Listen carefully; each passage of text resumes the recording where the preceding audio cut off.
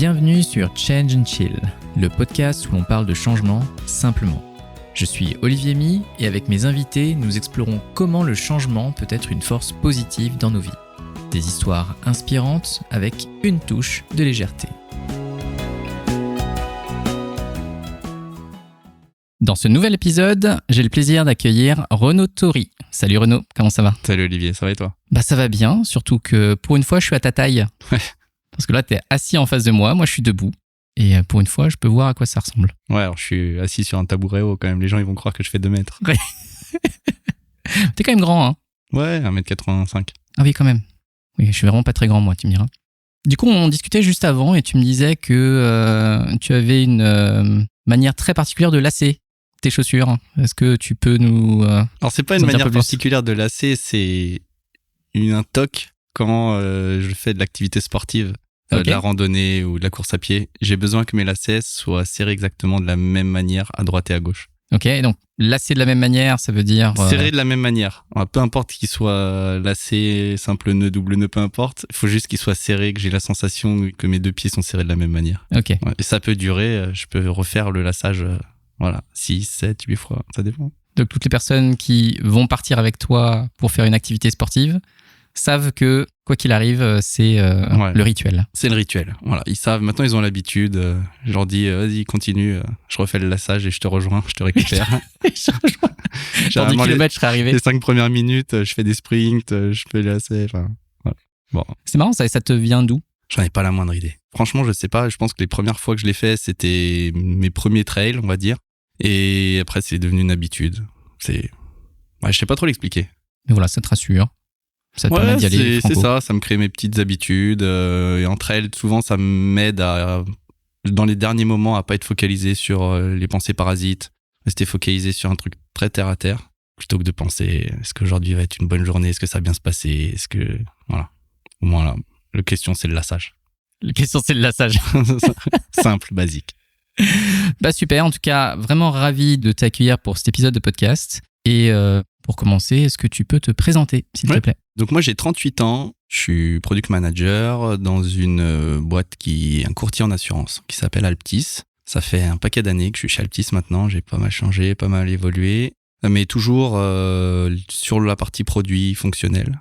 Et dans la vie plus perso, j'ai une femme, 3 enfants et je pratique du sport en loisir, plein de petits sports régulièrement quand j'ai pas de petits bobos, mais voilà. Ok, qu'est-ce que tu fais quoi comme sport au-delà de la randonnée du coup ? Parce que tu nous en parlais avant. Ouais, rando, trail, du vélo, de la boxe, du padel. Voilà. Boxe ? Boxe de quel genre ? Boxe pied-point. Et là, pareil, les lacets sont faits... Là, il n'y a pas de souci. Alors, c'est plus les gants. Alors, pour le coup, tu vois, maintenant que tu le dis, c'est vrai que c'est rigolo. Il faut que les gants ils soient serrés pareil à droite et à gauche. Sinon, ça démarre pas. Tu sais, je suis le gars pénible dans la session où à chaque fois qu'on enlève les gants, qu'on les remet, t'entends 10 fois les scratchs qui se défont et qui se refont. Incroyable. Ouais, c'est vrai, c'est fou. Donc, quand même pas mal sportif. Ouais, alors vraiment en loisir, mais du sport dès que je peux, 2, 3, 4 fois par semaine, ça dépend, on va dire plutôt 2, 3 fois. Et voilà, je suis plus focalisé sur un sport en particulier, j'aime bien changer, j'aime bien évoluer. Voilà. Après, vraiment celui qui me plaît bien, c'est quand même le trail. J'en fais moins en ce moment parce que j'ai des petits pépins, mais voilà, c'est vraiment le truc où je suis arrivé à bien m'évader. Ok, super. Tu sais que le podcast parle de changement. Et du coup, la question qui devient rituelle, c'est pour toi le changement, ça t'inspire quoi ? Moi, le changement, c'est vraiment une marche en avant. En fait, tu vois, le changement, par définition, il se définit par un état actuel ou passé. Moi, je suis quelqu'un, tu me connais, qui est toujours focalisé sur ce qui arrive, sur la suite. Je suis pas trop focalisé sur ce qui s'est passé, ou ça m'intéresse moins, on va dire, puisque je peux pas d'emprise dessus. Donc, pour moi, c'est vraiment une marche en avant et quelque chose qui est constant. Voilà. Avant, tu vois, il y a quelques années, j'aurais peut-être plus défini ça comme un changement un peu plus brutal. Et aujourd'hui, de par mon expérience, je pense beaucoup professionnelle, mais aussi parce que j'ai un peu vieilli, c'est quelque chose pour moi qui est beaucoup plus lent, mais dans la continuité. Voilà. Donc plutôt des petits pas, finalement. Mais très constant.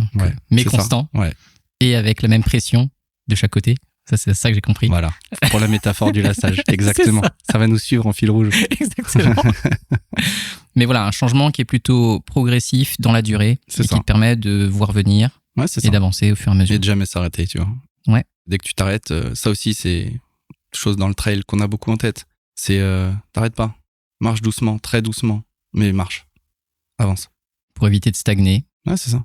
Justement, c'est un des sujets qui me paraissait intéressant d'aborder avec toi parce qu'on se connaît quand même depuis un certain nombre d'années maintenant.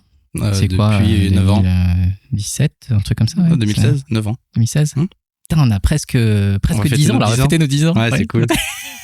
Faudra qu'on y pense. Franchement, ouais, de ouf. 10 ans et je t'ai vu pas mal évoluer au sein de la société et je trouvais ça intéressant de partager tous ces moments que tu as eu, toute cette période de vie parce que déjà rester longtemps dans une entreprise, c'est pas donné à tout le monde, surtout dans la période actuelle. Et surtout, à chaque fois qu'on fait un changement de rôle, de poste, ça amène à certains challenges, ça amène à certaines perspectives, certaines inspirations. Et du coup, je trouvais ça intéressant de voir avec toi l'évolution que tu as pu avoir aussi dans la société et voir où ça nous mène. C'est intéressant ce que tu dis parce que souvent j'ai la remarque, tu vois, avec mes amis par exemple. Mes amis me disent « Ah, ça fait combien de temps que t'es dans ta boîte ?» Je leur dis « Ouais, ça va faire 11 ans, toi. » Et ils disent « Ah ouais, putain, c'est énorme. » Et mes amis proches, toi, on se parle et toi, ils me disent « Mais tu t'ennuies pas, t'es pas... » Tu vois, il y a un côté un peu quand tu restes longtemps dans une boîte, c'est genre t'évolues pas, tu vois. Surtout quand t'es salarié, tu vois. T'es indépendant, tu fais une mission de 10 ans, les gens ils se disent « Ouais, c'est qu'il a une super mission. » Alors que quand t'es salarié, ils se disent « Ouais, en fait, il fout plus rien, quoi. » Non, mais c'est sûr. Hein. Ah, tu vois, j'exagère. On a l'impression que c'est le placard. Ouais, c'est ça. Et effectivement, en fait, en 10 ans, j'ai changé pas mal de fois de sujet, j'ai changé beaucoup de périmètre, de job en soi, tu vois, de responsabilité, de niveau d'intervention, d'impact. Et c'est ce qui fait que je suis toujours là, tu vois. Après, évidemment, il y a eu des moments où je me suis posé la question et je me la reposerai certainement à l'avenir. Mais l'idée est toujours pareille. C'est quand t'es arrivé au bout de quelque chose, quelles sont tes perspectives, comment tu peux évoluer, dans quelle direction et quand la réponse, tu vois, t'es bien dans ta boîte, qu'il y a des choses qui se passent, pas spécialement raison de changer pour changer, tu vois. Mais justement, d'où est-ce que tu viens, toi ? C'est-à-dire que tes formations, ton parcours, avant qu'on se connaisse, c'était quoi ? Alors, à la base, moi, j'ai une formation vraiment généraliste. Je suis vraiment le gars qui a aucune idée de ce qu'il veut faire. Tu vois, classique, qui a la chance de pas être trop mauvais à l'école, en travaillant pas énormément. Et donc, je fais un petit bac S tranquille. Après, derrière, je rentre en classe préparatoire, école de commerce, sans savoir trop où ça va me mener. T'as fait commerce, toi ? Ouais, à la base, école de... Alors, attention, j'ai fait classe préparatoire, école de commerce. Et donc, moi, j'arrive là-bas, je me dis, ça fait des années que je suis à l'école, au lycée, où je fais que de la théorie. Je vais arriver là et on va apprendre la vraie vie, tu vois. Et j'ai genre 15 heures de cours de maths par semaine. Où dans les maths, il n'y a plus un chiffre, c'est que des lettres. T'as fait de la littérature. C'est un truc fou. Ou par semaine, on me dit, cette semaine, il faut que tu apprennes 200 noms de fleurs, et puis la semaine d'après, tu apprendras tous les noms d'animaux en anglais, tu vois. Et donc, rapidement, je me rends compte que, j'ai pas les capacités d'apprentissage adaptées à ça, ou en tout cas, ça correspond pas à ce que je veux faire, donc je vais jamais y mettre l'énergie nécessaire. Et donc, à la fin de l'année, on me propose d'arrêter, tu vois. On t'invite à arrêter, ouais. Ouais, mais ils ont raison. Je suis pas à ma place. Je fais un concours passerelle pour rentrer à l'IAE à Lyon, donc on va dire une licence de gestion. Je fais ma licence de gestion, très généraliste. Là, déjà, ça commence à un peu plus me plaire parce qu'on parle de choses plus concrètes, on va dire. Et puis, à la fin de la licence, faut choisir ce que tu veux faire comme master. Mais moi, j'ai encore pas vraiment d'idée, tu vois, de ce que je veux faire. Donc, à cet endroit-là, tu étudies quoi à l'IAE ? C'est de la gestion, c'est ça ? Alors là, je vais faire de la communication, de l'analyse financière, de la comptabilité, de la gestion, du marketing, la stratégie produit, un peu d'IT, du droit. Voilà, c'est très généraliste. C'est pour préparer les gens à travailler dans tout ce qui concerne de près ou de loin un peu le business. Et notamment avec un côté un peu poussé à l'IAE à Lyon, c'est côté un peu entrepreneuriat aussi, tu vois. Ouais, d'accord. Parce que justement, là, tu commences à toucher du doigt la partie marketing business, alors de ce que tu dis. Ça, exactement. Et je suis pas spécialement passionné par ça, en soi. Par contre, ce que j'aime bien, c'est que c'est des choses concrètes. Tu vois, moi, j'aime bien le concret. Et donc, à la fin de mon année de licence, faut faire un choix pour ton master, tu vois. Donc, moi, je fais 2 choix. Je fais un premier choix, management de la communication, je crois, quelque chose comme ça. Et un deuxième choix, informatique. Quand tu dis il faut faire un choix, c'est parce qu'après, ça va t'orienter quelque part ? C'est ça, en fait, tu choisis un master que tu veux faire. Et c'est toujours à l'IAE, c'est ça ? Toujours à l'IAE. Ok. Voilà. Et en fait, donc, voilà, je prends marketing, communication, enfin communication même en 1, et 2, système d'information. Et en fait, et ça c'est rigolo parce que certains de tes épisodes en parlent des petites rencontres qui changent un peu des fois certaines choses dans ta vie. Et en fait, il se passe que en année de licence, en système d'information, tu vois, on commence à toucher du doigt un petit peu. On a un cours avec un prof qui s'appelle Monsieur Bouzidi, voilà. J'ai jamais eu aucun lien après avec lui, mais il m'a marqué de ouf. Où ce gars-là, on fait, tu vois, des petites bases de données Access. Et moi, je trouve ça cool. En fait, tu tapes 2-3 trucs, tu paramètres 2-3 trucs et t'as un truc vraiment opérationnel. Et ce gars-là, assez inspirant, tu vois. Dur, mais inspirant. Et en fait, dans l'été, je sais pas pourquoi, je me dis, en fait, est-ce que vraiment tu vas partir en communication avec 300 autres personnes où au final, la filière, elle est quand même un peu bouchée. Et tu vois, ok, c'est parce que tu as des facilités d'interaction avec les autres que tu vas être bon en communication. C'est pas du tout la même chose, tu vois. Et j'appelle le secrétariat de l'IAE, mais genre, je sais plus la date exacte, mais ça doit être genre un 10 juillet, tu vois. Moi, quand j'appelle, je me dis, jamais de la vie quelqu'un me répond. Et là, il y a quelqu'un qui répond, et je lui dis, est-ce que c'est possible d'inverser mes deux choix? Elle me dit, bien sûr, pas de problème. Enfin, incroyable. Moi, dans ma tête, j'ai appelé vraiment au hasard, mais... Et je suis pris dans le master système d'info, et je me retrouve avec, on était peut-être 30 ou 40. Tout petit truc. C'est plus petit alors. Beaucoup plus petit, beaucoup plus sympa. Avec des profs qui sont beaucoup plus proches des élèves. C'est quand même dingue d'avoir une différence aussi énorme. C'est-à-dire que d'un côté c'était 300 et de l'autre côté c'est 30. Mais parce qu'en fait, tu vois, Lyon 3, c'est vraiment une fac sur IAE, donc toute la partie business, économie et le droit.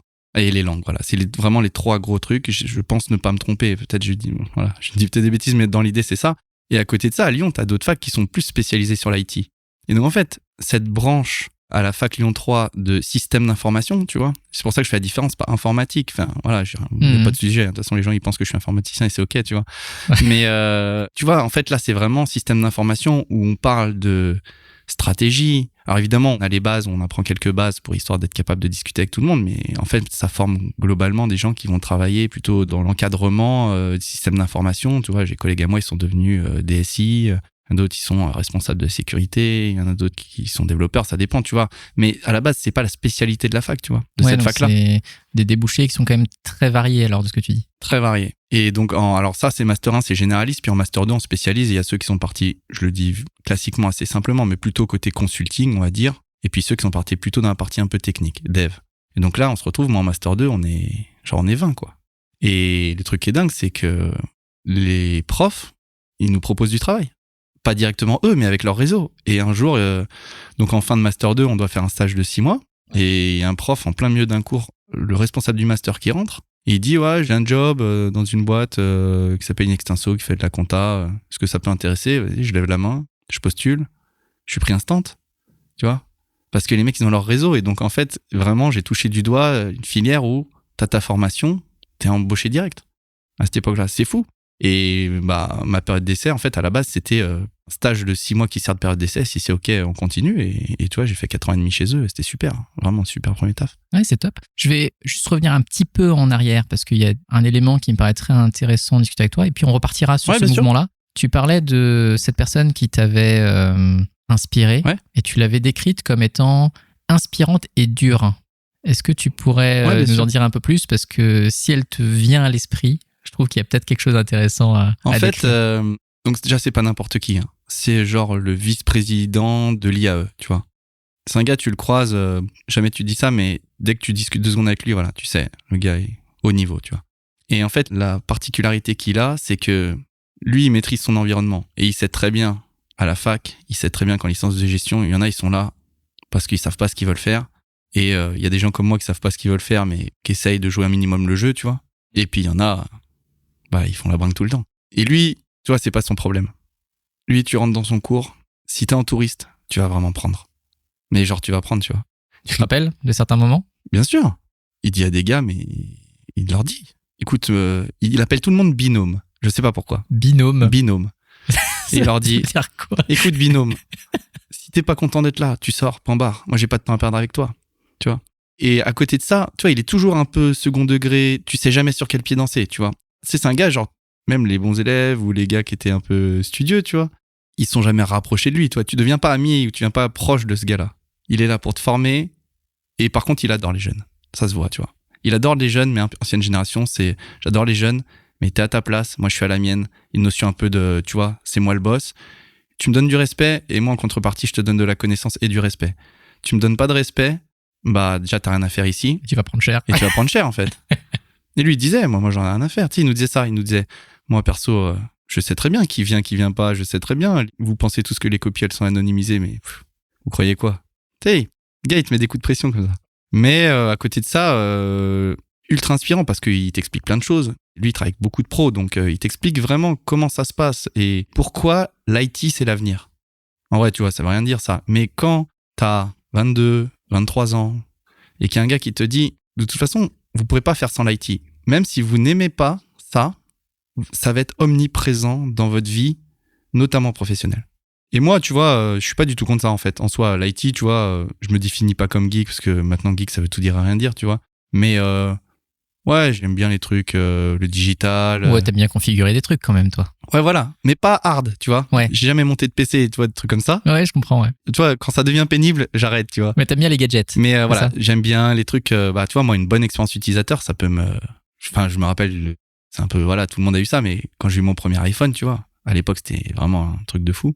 Et genre, oui, je peux passer des heures à paramétrer ça parfaitement, je peux, voilà. Et même encore aujourd'hui, ça m'arrive moins, mais j'aime bien ce genre de choses. Électronique, électrotechnique, ces trucs-là, tu vois.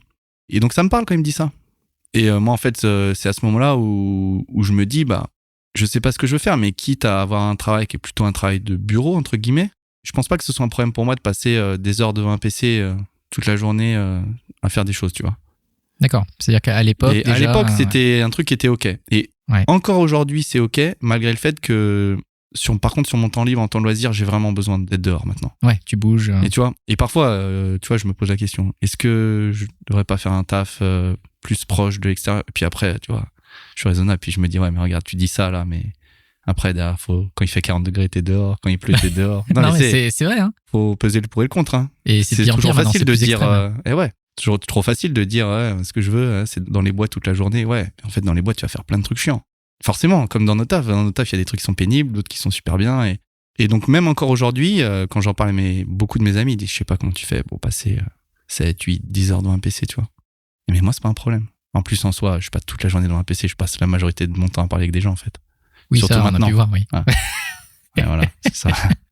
Mais du coup, justement, là, tu nous as décrit la partie dure. De ce que je comprends, la partie inspirante, c'est qu'il vous a donné des perspectives. C'est ça. C'est-à-dire que plutôt que simplement vous faire passer de la théorie, de la connaissance, c'est aussi finalement une capacité à voir plus loin, voir plus grand et potentiellement à vous projeter dans un avenir qui était un peu une illusion ou un doute dans ta tête. Mais du coup, tu as réussi à toucher du doigt quelque chose non, qui... c'était juste que... Tu savais même pas, du coup, c'est ça? Ben moi, je suis pas passionné par un sujet. J'aime bien découvrir plein de choses. Et c'est drôle parce que je parlais de ça avec ma sœur il y a quelques mois. C'est qu'en fait, moi, j'aime bien... Tu sais, la règle des 80-20, pour moi, c'est vraiment la règle absolue, quoi. Et donc, j'aime bien, quand je rentre dans un sujet, creuser. Et quand j'estime que je suis arrivé à un niveau de connaissance et d'expertise un peu au-dessus de, tu vois, bien au-dessus de ce que les gens normaux qui s'y intéressent pas ont comme connaissance, je vais pas être celui qui va, pendant 20 ans, s'acharner pour grappiller les 20 derniers pourcents. Ouais, non, ça m'intéresse pas. Je suis comme ça, tu vois. Et donc, en fait, ce gars-là, il me donne des perspectives, mais c'est exactement ça. Il nous dit, en fait, voilà les opportunités, voilà comment ça fonctionne. De toute façon, vous serez obligé de faire ça. Bah, si ça vous intéresse, plutôt que de le subir, soyez acteur du truc, tu vois. Et c'est la première fois que quelqu'un me donne une vraie perspective je me dis, en fait, utiliser un PC, ça je sais faire. Discuter avec des gens, ça je sais faire. Probablement que les accompagner dans la mise en place d'outils, de process, tu vois, ça me parle. C'est des choses qui commencent à me parler. Moi, je bricole, je suis un peu bricoleur à mes heures perdues, tu vois, vraiment des trucs basiques, mais il y a un peu cette logique-là. J'ai une problématique, j'essaie de la résoudre, et puis à la fin, j'ai quelque chose de concret, tu vois. Et pour la résoudre, parfois, t'as besoin de discuter avec des gens, tu vois. Et ça me parle un peu. Plutôt que de dire, j'ai d'autres cours qui m'amusent, mais qui m'inspirent pas. Tu vois, quand on fait des simulations de vente du dernier yaourt 0% saveur vanille, Ouais. Ça m'amuse. On est à 3, on fait ça, c'est rigolo, en vrai c'est sympa, après on fait une petite présentation. Mais jamais de ma vie, je me dis que je veux faire ça, ne serait-ce qu'une semaine, tu vois. Ouais. Et le droit, je t'en parle pas. Je trouve ça hyper intéressant, mais c'est une punition. Et donc en fait, plutôt que de au-delà de m'inspirer, c'est vraiment ça crée un décalage. C'est-à-dire que tous les autres sujets, je peux pas du tout me projeter. Et ça, c'est le seul qui se démarque. Et je me dis go. Honnêtement, je pense que sans ce gars-là, je passe à côté de ça. Bah, c'est parfois. J'ai le même cours avec un autre gars. Je suis persuadé que je passe pas ce coup de téléphone. Et je pense que je suis pris en communication et ma vie est tout autre. Et ça se trouve, je me serais largement épanoui. C'est pas la question. Mais voilà, en tout cas, c'est une rencontre qui a changé de ouf. Ouais, c'est ça. Ça se joue à une rencontre. Exactement. Et ensuite, ce que ça a généré chez toi pour passer ce fameux coup de téléphone et puis ensuite aller vers la suite. T'évoquais tout à l'heure le fait que tu avais une capacité à communiquer avec les gens, en tout cas à aller parler avec les gens facilement. C'est quelque chose qui a toujours été le cas? Alors oui, paradoxalement, ça se ressent pas, mais quand je connais pas, je suis plutôt un peu en retrait, tu vois. Je peux pas vraiment me définir comme timide, c'est pas vrai, parce que très rapidement, j'arrive à être à l'aise. Mais dans un groupe, au tout début, quand je maîtrise pas un contexte, quand j'arrive, je suis plutôt un peu en retrait. Je vais avoir du mal je suis pas le gars qui arrive dans un groupe et vas-y direct, il se sent à l'aise, etc. Par contre, à partir du moment où je sens que c'est ok, oui, là, après, j'ai la facilité à m'exprimer. Ouais, je prends de la place, parfois même trop, je le sais, hein, d'ailleurs, j'en discute avec certains de mes collègues parfois. Mais oui. Donc, quand les gens, je leur dis que je sens parfois un peu timide dans les interactions, ceux qui me connaissent vraiment, ils savent que ça peut être vrai, mais il y a beaucoup de gens qui se disent, bah non, ça va, toi, t'es pas timide. Parce que tu sais, il y a le côté timide, c'est même à long terme, t'arrives pas à parler avec les gens. Non, moi, c'est pas mon cas. Souvent, au début, je leur pointe des pieds, puis après, rapidement, c'est ok, tu vois. Ça a toujours été le cas. Ouais, donc c'est quelque chose. En vrai, j'ai toujours été, tu dois être très bavard. Petite anecdote, quand j'étais à la maternelle, j'avais 2 bureaux, en fait. J'avais un bureau à côté de la prof. Parce que tu parlais trop. Et un bureau dans le couloir. Mais c'est pas une blague, tu pourrais plus faire ça maintenant. Je peux même pas dénoncer, je me souviens plus comment elle s'appelait, ma prof. Non, mais ça veut dire quoi? T'étais à côté de la prof, là, donc l'instit, c'est ça? Dans la classe, j'avais le bureau à côté de l'instit. Et vu que je parlais trop au bout d'un moment, elle me mettait dans le couloir dans mon bureau. Et en fait, je bossais dans le couloir tout seul. Je veux dire, quand t'étais à côté de l'instit, tu parlais à qui? Je me retournais. Tiens, j'ai une deuxième anecdote. Donc ça, c'était maternelle, ok? Maternelle et... Ouais, je pense que maternelle. Je me souviens plus trop, peut-être CP, mais tu vois, j'étais petit. Et en CE2, j'ai ma prof, c'est ma voisine. C'est ma voisine, mais nous, on s'entend bien avec les voisins. Tous les week-ends, on fait les apéros, les barbecues, les repas. Enfin, on fait les anniversaires et tout. Et elle, c'est tous les matins, c'est elle qui m'emmène à l'école. Et j'arrive bien à faire la part des choses. Pour autant, elle, très rapidement, se rend compte que je peux pas être à côté de quelqu'un. C'est impossible, parce que je parle trop. Et donc, elle me met à côté d'elle. Et un soir, elle rentre, elle dit à ma mère, en fait, il est à côté de moi, mais il me parle toute la journée. Donc elle n'en pouvait plus, tu vois. Et donc oui, j'ai toujours été très bavard. Dès que je suis régulièrement avec des personnes, voilà, tu vois, je parle. Mais du coup, tu parles de quoi? Ça veut dire que... Bon, après, tu te rappelles peut-être pas de ce que tu discutais avec cette personne-là, mais quand je dis que t'es bavard, est-ce que tu sens ce qui te nécessite de devoir parler? En fait, c'est bizarre ce que je vais te dire, mais je ressens pas le besoin de parler. Je suis content de parler avec les gens. Toi, je suis pas content de parler. Je suis content d'interagir. Ouais, je comprends. Du coup, parler tout seul, au bout d'un moment, moi, en fait, comment je me définis, c'est plus si tu mets une pièce, je peux tenir longtemps et il te suffit juste de temps en temps de remettre une petite pièce. Mais si tu remets pas la pièce, moi, ça va pas trop m'intéresser. Donc, si tu commences à réagir ou à interagir avec moi, ouais, je sais pas, je me souviens plus du tout de ce dont je parlais quand j'étais petit, mais ma mère m'a toujours dit, tu vois, t'étais un moulin à paroles. Donc déjà, dès ton enfance. Depuis que je suis tout petit. Ouais. Et donc, tu disais que tu arrivais, si on reprend un peu le parcours, donc tu arrives dans cette première boîte, tu y restes 4 ans, et qu'est-ce que tu fais là-bas? Alors là-bas, j'arrive dans une équipe, on est 3, il y a mon boss et un dev. Donc, c'est une boîte qui fait de la comptabilité, et elle est en train de mettre un outil, un extranet à destination de ses clients, dans lequel ils peuvent retrouver leur bilan comptable, échanger des messages avec leur comptable, etc. Et donc, nous, on crée ça. Et donc, on est 2. Mon boss, il a commencé le travail et moi, je suis là pour reprendre avec le dev. Et quand tu dis on crée ça, c'est quoi le rôle que tu as à cet endroit-là? Moi, je travaille sur la partie fonctionnelle. Donc, okay. Je suis AMOA, voilà, comme on disait à l'époque. Et AMOA, si tu devais expliquer à des gens qui connaîtraient pas, ce serait quoi? En gros, à cette époque-là, je dis bien à cette époque-là, c'est moi, mon travail, c'est de formaliser tous les besoins afin que le développeur, il développe la bonne chose qui correspond à ça, en fait. Voilà. C'est en gros, On va me dire, je dis n'importe quoi, voilà, on veut pouvoir supprimer une conversation. Moi, j'écris la spec et lui, il fait la spec. À l'époque, c'est ça mon travail. C'est la première partie. Et la deuxième grosse partie de mon travail, c'est la formation. C'est-à-dire que je dois aller former les comptables dans les cabinets de comptabilité, parce que c'est une grosse boîte, hein. Il y a de mémoire 4000 personnes. Ah oui, d'accord. Et on a plusieurs centaines de cabinets comptables partout en France. Et donc moi, je fais le tour, alors pas de tout cela, parce qu'on essaie de rationaliser un peu, mais je fais le tour pendant quasiment 2 ans de tous ces cabinets pour expliquer à des personnes comment être en capacité de prendre en main cet outil-là et surtout de le présenter à leurs clients. Okay ? Et donc ça, c'est intéressant, notamment par rapport à la suite, parce qu'à cette époque-là, j'explique à des gens comment ce que j'ai imaginé, qui sort de ma seule et unique tête, qui a au mieux été validé par mon boss, est une bonne idée et pourquoi ça fonctionne bien. Et quand eux me disent « Ah mais alors attends, c'est pas clair comment on fait ça », moi en gros je leur explique qu'ils ont pas compris. Tu vois ? Mais ouais. Voilà. Alors évidemment je le fais pas comme ça. Mais tu vois, je leur dis oui, non mais alors, parce que là, il faut le prendre en main comme ça. Mais quand je le regarde maintenant avec le recul, je me rends compte que c'est ce qu'on faisait. Et eux ensuite, qui ont plus ou moins compris, ils doivent le transcrire à leurs clients. Bon, voilà. Donc ça c'est mon travail. Et en vrai, super taf. Et d'ailleurs, si un jour il tombe dessus, je remercie William, mon premier boss, qui a été franchement boss idéal pour commencer. Il m'a donné énormément d'autonomie, de confiance, qui m'a mis vraiment dans un fauteuil. Et moi, si tu me mets dans un fauteuil, je vais faire le taf et j'ai tendance à aller un peu au-delà, tu vois. Je vais voir un petit peu plus loin. Et j'avais déjà cette sensibilité-là à l'époque. Ça veut dire que dès ton premier job, finalement, quand tu dis on t'a donné de l'autonomie, c'est qu'on t'a fait confiance très vite. Mais au final, est-ce que tu avais comme un cadre pour y aller ? Parce que quand c'est ton premier job, tu pourrais avoir un peu peur de faire ça, faire ci, sachant qu'en plus, tu n'avais pas vraiment de spécialité, parce que c'était assez généraliste, donc tu vois plein de petits trucs, Absolument. Mais tu es spécialiste de rien. Du coup, comment tu as appréhendé cette première expérience ?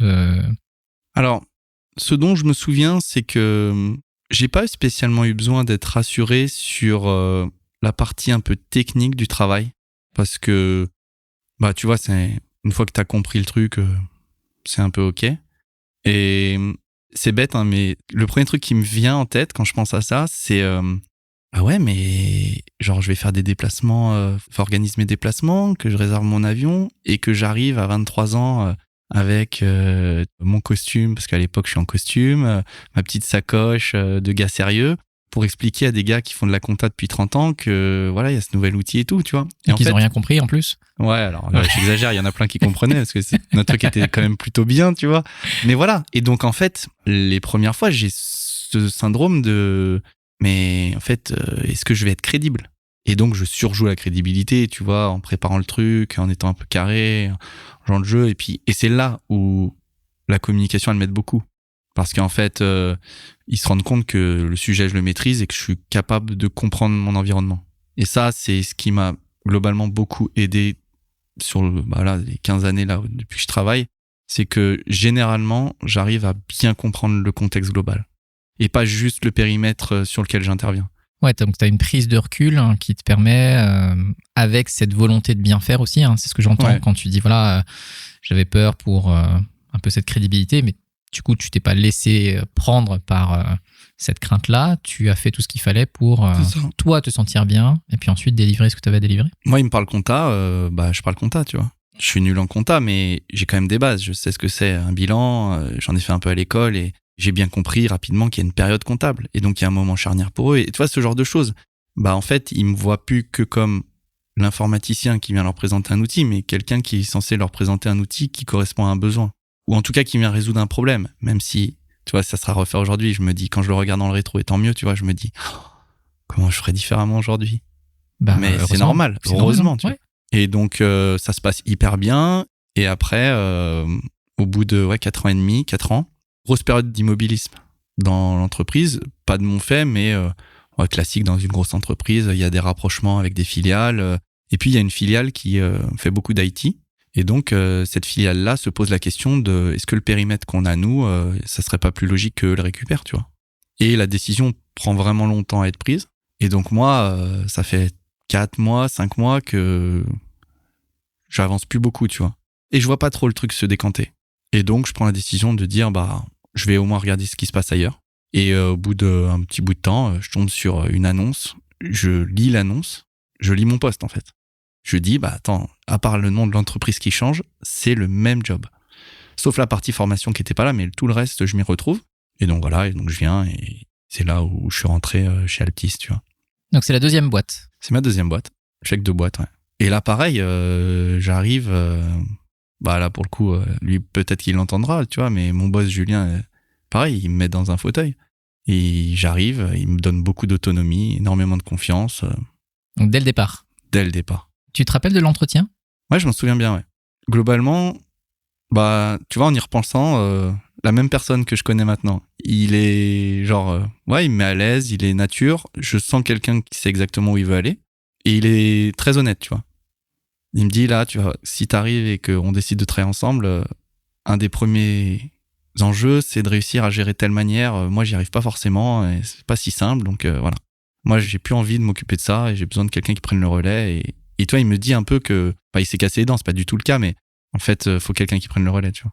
Et ce rendez-vous-là, j'en garde un bon souvenir, tu vois. J'en garde un souvenir où, évidemment, à la base, j'arrive stressé, mais après, très vite, je me sens à l'aise. Le courant, il passe rapidement.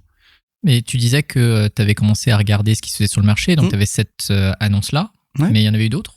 Beaucoup de cabinets de consulting, mais moi, je le sentais pas à l'époque et aujourd'hui, c'est encore quelque chose que j'ai en moi. J'aime bien avoir une certaine stabilité dans mon environnement pour être capable justement de maîtriser parfaitement cet environnement-là et tous les tenants aboutissants. Et dans une boîte, il y a aussi des éléments qui sont importants, notamment quand tu essaies d'avoir de l'impact, c'est de comprendre les enjeux, de comprendre ce que j'appelle moi la politique. Et voilà, ça c'est important. Et quand tu es en consulting, c'est quand même rare d'avoir le mandat et la capacité d'influer des grosses décisions, tu vois.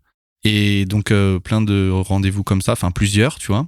Je me souviens d'ailleurs d'un super rendez-vous que je fais, j'ai plus le nom de la boîte, une fille qui me dit j'aimerais bien vous rencontrer, donc je lui explique ça. Et elle me dit si ça vous va, j'entends, mais on se rencontre quand même. Au pire, vous aurez perdu 1 heure, tu vois. Et je lui dis ok, on se rencontre, super entretien. Et la fille, à la fin de l'entretien, elle me dit écoutez, moi je suis hyper embêté parce que j'aimerais trop qu'on travaille ensemble, mais ce que vous venez de me dire, c'est ultra cohérent avec ce que vous m'avez dit au téléphone. Et effectivement, je pense que, en tout cas pour le moment, c'est pas le bon moment pour vous de faire du consulting. Et ça se finit comme ça, en mode, on aurait vraiment aimé... Je pense que si c'est une personne qui est au sein d'une boîte, je signe parce que le courant y passe et on parle exactement la même langue, tu vois. Mais pour te dire que c'était déjà clair dans ma tête, ça. Et aujourd'hui, ça l'est aussi. J'ai pas trop changé par rapport à ça. C'est pour ça qu'il faut distinguer la notion de stabilité, qui te permet de maîtriser ton environnement, ou en tout cas le plus possible, et l'immobilisme. Ouais. C'est parce que ça fait longtemps que, tu vois. C'est justement ça que je rapproche par rapport à ce que tu disais au départ, parce que le changement, c'est le mouvement, c'est les pas en avant. Et de ce que j'entends, ce qui, toi, a déclenché le fait d'avoir envie de partir et de voir ailleurs, c'est parce que ça ne bougeait plus. Ah oui, mais ça, pour moi, c'est impossible. C'est-à-dire que, puis on en parle souvent entre collègues. Dis-moi, je peux pas m'ennuyer au travail, c'est impossible. Enfin, quand je dis, je suis pas non plus fou. Je sais qu'il y a des périodes dans une entreprise et il y a des cycles. Et il y a des moments où, oui, t'as peut-être un peu moins d'activités ou des activités à moindre enjeu. C'est normal, c'est toujours cyclique. Et je pense que ça changera jamais, ne serait-ce que parce que il y a des codires qui changent, des budgets qui sont à faire annuellement, voilà. Pour autant, moi, je peux pas m'ennuyer longtemps, c'est impossible. J'étais dans ma boîte, c'est-à-dire quand je te dis je m'ennuyais, c'est j'arrivais le matin, à 9h30, j'avais fini mon taf. Et tu peux pas légitimement, par respect pour tes collègues, vraiment que ce soit visible que tu fais rien. Donc j'ai la chance d'être dans un bureau fermé avec mon collègue et je passe ma journée sur Internet. Mais quand t'as fait ça pendant 15 jours, à la longue, t'as pensé Internet, quoi. Tu vois. Ouais, non, mais c'est ça. Et à côté de moi, j'ai des gens qui bossent et qui ont des gros enjeux. Et donc je peux pas passer mon temps à aller les voir. Il y a une impression de ne pas contribuer, il y a plein de choses qui peuvent se passer, ouais. Tu vois, même à la limite, pas contribuer, c'est même pas ça qui m'a le plus dérangé. Ouais. Parce que c'est l'entreprise qui m'a mis dans cette situation-là. Oui, ok. Tu vois ce que je veux dire ? C'est elle, de par le fait qu'il y a des discussions sans fin sur un sujet peut-être compliqué, certes, mais sur lequel, en fait, c'est plutôt souvent des enjeux personnels, hein, on va pas se le mentir. Ouais, tout à fait. De par ces discussions-là, eux, ils décident indirectement qu'il y a des gens en dessous qui vont être impactés et pour eux, c'est ok. Et une fois de plus, c'est pas une critique. Mais donc, le côté... je suis redevable. Alors moi, j'ai pas du tout ça dans une entreprise. Enfin, j'ai pas ce syndrome-là pour le coup. Tu vois, je parle syndrome parfois de l'imposteur, je peux être attentif au manque de crédibilité que je peux renvoyer, mais j'ai pas du tout le syndrome de je dois quelque chose à ma boîte. Vous m'avez embauché, c'est une offre par rapport à un besoin. Pas dans le sens que je lui dois rien, tu vois. Je suis conscient de ce que l'entreprise m'apporte, de ce que les personnes dans l'entreprise m'apportent, mais il faut aussi avoir conscience de ce que toi tu apportes. Tout à fait. Et il faut jamais enlever exactement de l'équilibre que si moi demain on me verse ce qu'on me verse, c'est parce que je rapporte bien plus à l'entreprise. Si je coûtais plus cher, je serais déjà plus là, tu vois. Donc ça veut pas dire se considérer comme le meilleur du monde, loin de là. C'est pas du tout la teneur de ce que je suis en train de dire. Ce que je suis en train de dire, c'est qu'il faut pas non plus considérer que ce travail-là, c'est une chance que me donne la boîte. Parce que en soi, oui, c'est une opportunité et c'est super, je suis ravi d'être là. Mais en fait, si je suis pas là, je serai ailleurs. Oui, tout à fait. Et nous, on a un peu ce syndrome, tu sais, c'est nos générations où, avec la période de fort chômage, où tu sais, on entendait parfois quand on était jeune. Et vous avez déjà la chance d'avoir un travail, tu sais. Exactement, ouais. Tu sais, des fois, nos parents, ils disaient ça. Attends, déjà, t'as la chance d'avoir un travail. Alors oui, mais certes, il y a des gens qui n'ont pas de travail et en vrai, c'est un problème. Mais moi, maintenant, dans la situation dans laquelle je suis, je considère plus que c'est une chance d'avoir un travail. C'est une chance d'avoir un bon travail. Et d'avoir le travail où il n'y a pas un matin où je me dis, c'est un calvaire de venir. Ça, c'est une chance. C'est une chance d'avoir mon manager direct, qui est une personne avec qui ça fonctionne très bien. Parce que manager direct avec qui ça fonctionne pas, ça peut être vraiment un calvaire. Oui, ça, c'est une chance. Mais c'est pas une chance d'avoir un travail, voilà. Si j'ai pas eu de travail ici, j'en aurai ailleurs. Peut-être dans des moins bonnes conditions, c'est sûr. Mais justement, vu qu'on parle de travail, tu arrives en tant que quoi alors ? Donc moi, j'arrive en tant qu'AMOA, c'est-à-dire le même poste. Comme je te l'ai dit, la fiche de poste, c'est vraiment exactement la même. Même. Même Voilà. le titre et tout. Le même titre, tout pareil. Et donc, grosso modo, je fais à peu près la même chose. C'est-à-dire que j'accompagne des projets sur la partie fonctionnelle. Je fais des specs, je fais des cahiers des charges, je teste des développements, j'estime que c'est OK et je lance des mises en prod. Et à côté de ça, j'ai une grosse mission quand j'arrive pour essayer d'industrialiser un peu la gestion de la maintenance. Voilà, avec les équipes métiers. Donc ça, c'est la première étape. Tu arrives là, tu fais ça. Vraiment ma première étape. Et donc, je fais ça pendant un paquet d'années, hein, parce que je suis arrivé en 2014 et je fais ça en gros pendant 5 ans. Voilà. Ok, Alors, donc ça, c'est vraiment une grosse partie quand même de ton expérience. Tu disais 11 ans, donc c'est ça ? ouais, je suis arrivé en 2014. C'est la 11e année, ouais, c'est ça, c'est ma 11e année. Donc quasiment la moitié. Ouais, du temps c'est ça. Alors évidemment, là je le résume, hein, mais quand j'arrive, j'ai des projets petits et puis après, les gens se rendent compte que je suis capable de tenir la route et donc j'ai des projets qui sont un peu plus en jeu. Et puis voilà, donc ce qui m'occupe sur ces 5 premières années, c'est de toucher à tout et vraiment de travailler sur des projets différents. Ne serait-ce qu'en termes parfois tout simplement d'offres. Hein, tu vois. Chez nous, on vend des contrats d'assurance. Une offre santé, ça n'a pas les mêmes spécificités qu'une offre de prévoyance. Et donc ça, c'est ce qui fait que je crée mon bagage aussi là-dessus. Mais voilà. Et je crée, maintenant, je suis sur des plus gros projets à la fin, tu vois, de ces années-là, quoi. Donc là, tu développes finalement tes compétences techniques, si je puis dire, au sens fonctionnel, en fait, ouais. de tes connaissances de contexte. Ouais, c'est ça, au final, c'est plus pareil qu'avant. Avant, c'était comptabilité. Ouais, c'est ça. Ouais. Là, c'est plutôt assurance. Ouais. Un jour, je finirai à la banque, c'est sûr. J'aurais fait le triptyque. C'est ça le triplé. Est-ce qu'il y a dans cette période quelque chose qui t'a marqué et qui te reviendrait comme une anecdote ou des gens que tu as rencontrés peut-être ou des projets particuliers où tu sais que c'est ce projet-là qui t'a appris quelque chose ? Alors, globalement, ces années-là, j'en garde un souvenir où vraiment ça me paraît relativement fluide. Tu vois ? Parce qu'à cette époque-là, il y a une petite subtilité, c'est que on est rattaché directement à la direction commerciale, tu vois. Et donc, au quotidien, moi, mon N+2, c'est le directeur commercial. Et donc, on travaille avec toutes ces équipes-là. Et donc, il y a un côté où on est très proche de ces équipes et donc, il y a un côté un peu c'est fluide. On est proche d'eux, on comprend, c'est facile de leur faire comprendre nos roadmaps, notre fonctionnement, etc. Par contre, ce qui pèse de plus en plus, c'est ce côté un peu rédactionnel. Ça, tu vois, ça commence un peu à me peser. Surtout quand tu commences à arriver où tu as fait un peu quand même plusieurs fois la même chose. Et donc, il y a un moment en particulier, tu vois, ce que j'appelle moi le point de rupture, c'est 2016. 2016, il y a un point de rupture, c'est la dernière fois que j'ai écrit un cahier des charges. Et tu te rappelles, c'était combien de pages ? Ouais, 50 pages.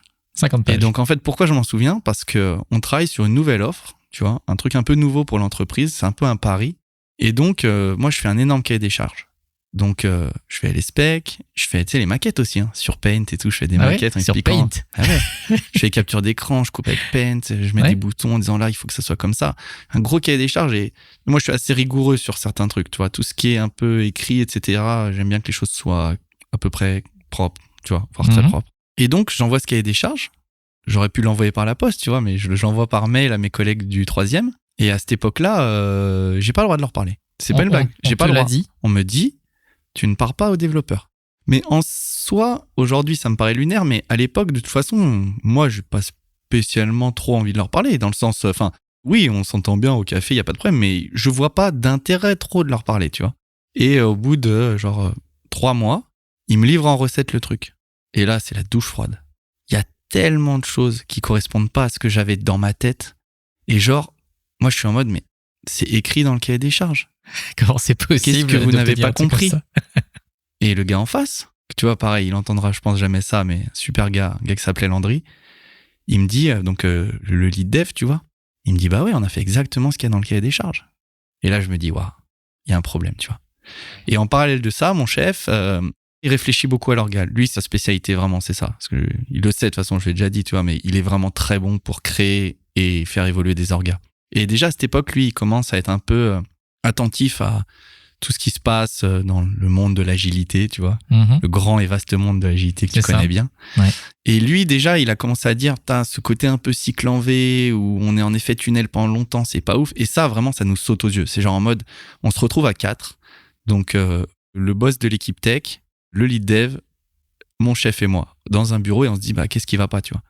Et puis, on fait des constats qui aujourd'hui paraissent évidents à tout le monde, tu vois. Ah ouais, mais un cahier des charges, c'est soumis à interprétation. En fait, il y a 9 versions. Donc les mecs, ils sont basés sur la version 4, mais moi, j'ai refait 9 versions. Dans mes versions, tu sais... 9 versions? Ouais, je te dis 9, mais ça se trouve, c'était 5 ou 10 ou 20, j'en sais rien. Un certain nombre, en tout cas. Il y a plein de versions.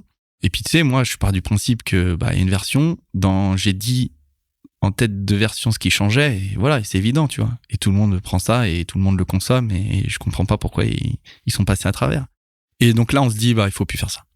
Et là, Julien, mon chef, il te rencontre. C'est à cette période-là? Ouais. C'est exactement à cette période-là. Je crois qu'il te rencontre juste avant ou juste après, je sais pas, mais c'est vraiment pile dans ces moments-là. Agile France ou Agile en scène, je sais plus, bref. Ouais, c'est Agile France, parce qu'Agile en scène n'existait pas à l'époque. Et par le plus grand des hasards, on parle des rencontres. Et vous mangez ensemble. Oui, ça soit à côté de moi, c'est ça, le midi, quoi. Et, c'est ça. Et ils te rencontrent et vous commencez à discuter. Et puis c'est là où toi, tu commences ton accompagnement, mais à la base, vraiment, genre en one shot. Mais je crois qu'on s'est rencontrés et c'est genre 1 an après. Ouais, voilà, je suis pas étonné, ouais. Qu'on a rediscuté, quoi. Mais moi, presque, j'avais oublié à l'époque. Bah oui. Et au dernier moment, effectivement, il me rappelle. Mais c'est-à-dire qu'entre le moment où on s'est rencontrés et le moment où il m'a rappelé, il s'est passé quoi chez vous? Et en fait, donc tu vois, je pense qu'il t'a peut-être rencontré juste avant ce truc-là, tu vois, un peu avant. Ouais. Mais il se passe pas grand-chose. C'est-à-dire qu'on fait le constat que c'est pas dingue, mais on n'est pas encore mûr et l'entreprise n'est pas encore mûre à vraiment changer. Et puis, toi, t'interviens, tu nous fais une genre de sensibilisation à l'agilité auprès des équipes et on décide de lancer une expérimentation et c'est pas moi qui suis choisi, tu vois. Alors, c'est pas moi personnellement qui suis choisi. C'est un choix? Parce que tu dis, j'ai pas été choisi. Non, et justement, c'est pour ça que je voulais préciser. Ah, okay, c'est pas une notion de moi en tant que tel qui n'a pas été choisi. C'est juste que le périmètre qui est le mien, il est pas hyper propice à ce qu'on fasse une expérimentation là-dessus. Parce que moi, sur les années qu'on suivit, j'ai fait beaucoup de maintenance, pas forcément beaucoup de sujets qui se prêtent à ça. Et donc, c'est une de mes collègues, Jennifer, qui prend l'expérimentation sur un autre périmètre. Et en fait, ce qui se passe, c'est que ce point de rupture, en 2016, en fait, il se traduit pour moi jusqu'en 2019. Donc, toi, il y a quand même 3 ans, avec pas énorme de changements. Alors, en fait, si, on communique plus, un petit peu plus, tu vois. Quand je fais des changements, on essaie d'aller se voir avec les équipes, mais c'est vraiment très ponctuel. Et en 2019, il y a un projet qui arrive et qui est un bon candidat pour que nous, on vienne enchaîner avec vraiment cette mise en place des bases de l'agilité, d'un Scrum-like, etc. Donc ma collègue, elle était toujours dessus et on s'est dit, ça a l'air de bien marcher et on essaie de le décliner. C'est-à-dire que pendant effectivement 2-3 ans, tu voyais ce qui se passait à côté parce que moi, en attendant, j'étais pas mal avec tes collègues. Carrément. Et on se croisait. C'est ça. Mais effectivement, à l'époque, on se croisait, mais on se parlait pas tant que ça. Non. Moi, c'est la période, la théorie sans la pratique. C'est-à-dire que j'écoute, Je vois, mais de loin. Et en vrai, j'en retiens pas de la frustration. C'est pas ce qui me vient à l'esprit. Je sais pas pourquoi. Après, il faut aussi remettre en contexte. Moi, 2016, j'ai mon deuxième enfant. Tu vois, je suis aussi dans une vie D'autres où... priorités, quoi, aussi. Voilà. Il y a une grosse place aussi de ma vie où, tu vois, je dors moins, j'ai moins d'énergie. Je sais pas s'il y a un lien direct. Tu vois, j'y réfléchis là comme ça à chaud. Mais bon, quand t'as un enfant de 3 ans et un qui vient d'arriver, je pense que c'est aussi des périodes où, tu vois, j'achète une maison. Enfin, j'ai aussi plein de projets à côté qui font que peut-être ce qu'il a avec le recul peut me sembler être un manque de challenge. À cette époque-là, me semble ok, tu vois. Et en 2019, donc il y a ce petit projet qui arrive là, qui semble être le bon candidat. Et bah là, truc génial, on se met juste sur un plateau, toute l'équipe. Donc il y a deux choses qui arrivent, c'est on se met tous autour des mêmes tables, on passe nos journées ensemble et on intègre un UX designer. Donc ça fait quand même deux gros changements. Tu passes de t'as pas le droit de parler à l'équipe technique à tu leur parles toute la journée et tu fais tes pauvres maquettes sur Paint, il y a quelqu'un qui va les gérer avec toi, tu vois. Et du coup là, ton rôle change déjà ou pas encore? Mon rôle, il change notamment sur cette partie où naturellement, je prends une casquette qui fait pas partie de mon rôle officiel, mais qui devient un peu une casquette un peu de leader, entre guillemets, de l'équipe, tu vois. Je suis un peu le porte-voix. Et moi, j'ai un peu cette nature-là aussi. Si tu me laisses la place dans un groupe pour le faire, mais pas dans le sens personne ne veut le faire, dans le sens où les gens sont OK pour que je m'en occupe, tu vois, bah je vais le faire. J'ai pas de problème à prendre le lead sur un sujet. Je vais pas le prendre pour le prendre. Et donc là, j'ai un peu ce rôle-là qui se met en place. Et puis en parallèle, bah, j'ai toute la partie interface qui est plus de ma responsabilité. Le confort de dingue. Et la qualité qu'on livre n'a rien à voir. En termes je parle là pure d'interface. Et donc, bah, ce qui est super, c'est que on discute énormément. Alors là, à cette époque-là, y a pas grand-chose de cadré, tu vois. On se dit, ouais, on fait des US, on essaie d'être assez assidu sur les grands rendez-vous entre nous sur Scrum. Mais voilà, donc ce sont des moments où on se rencontre, voilà, avec des formats de réunion qui sont définis et cadrés. Mais voilà, on en est là. Et donc, on parle beaucoup. Et donc, bah, rapidement, on se rend compte tous que le premier impact direct, c'est que ça fait baisser la pression. Pas que, attention, on se tirait pas dans les pattes avant, loin de là. Mais c'est qu'on enlève le côté « ils ont pas compris ». C'est « on s'est pas compris ».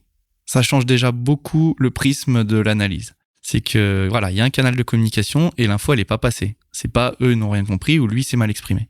Et donc ça, bah, c'est cool parce que du coup, ça commence à créer un esprit d'équipe, on crée des choses et globalement, on crée des choses qui sont assez quali, dans les temps impartis, voilà. Mais on ne crée ni plus ni moins que ce qui nous est demandé. Tu vois, voilà. On a amélioré notre capacité à délivrer des choses. Donc là, ce que j'entends, c'est plutôt d'être, on va dire, des équipes qui se font passer un relais en vous mettant sur le même plateau. Toi, tu faisais partie autant que les autres de l'équipe. Exactement. Tout en gardant le même rôle que tu avais avant. Mais du coup, ça change tout. C'est ça. Ça change beaucoup, beaucoup de choses. Tu vois, vraiment, okay. C'est même en termes de plaisir de travail, c'est sympa, tu vois. Je commence à me rapprocher des devs, je comprends leurs contraintes. Moi, j'ai envie de les faire monter dans le métier, tu vois, qu'ils comprennent, parce que ça, j'aime bien, tu vois. Ouais. J'aime bien transmettre. Donc ça, c'est fin 2019. Et puis en 2020, il y a un petit sujet, tu vois, qui arrive dans le monde. Le Covid. Ce petit-là. Petit, ouais. Léger.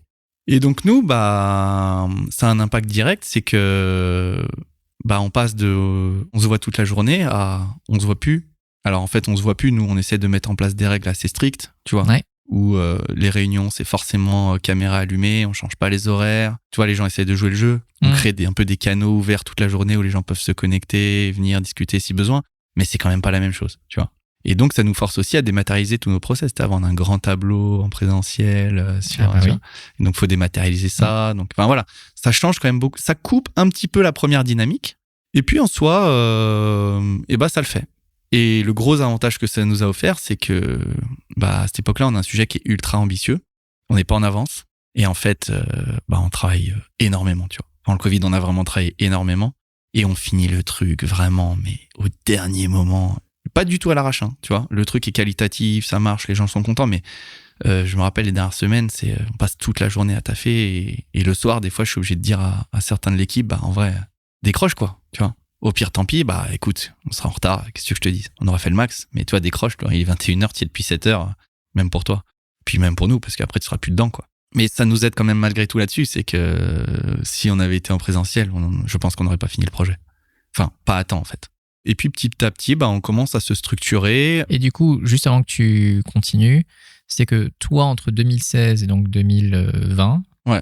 Comment tu perçois ton rôle dans l'entreprise ? Est-ce qu'il y a des choses qui ont changé ? Est-ce que, grosso modo, c'est toujours pareil, c'est juste que toi, tu commences à faire différemment, mais tu es toujours considéré pareil ? Ou est-ce qu'il y a quelque chose qui a changé ? Non, c'est jamais tout à fait pareil. C'est juste qu'à cette période-là, tu vois, on met pas forcément de mots sur les choses encore. Ouais. Mais de toute façon, oui, tu prends plus de place. Tu commences à une logique un peu de... T'es responsable d'une partie, tu vois, t'es responsable de la partie fonctionnelle. Et moi, directement, je deviens un peu responsable de ce qui est livré.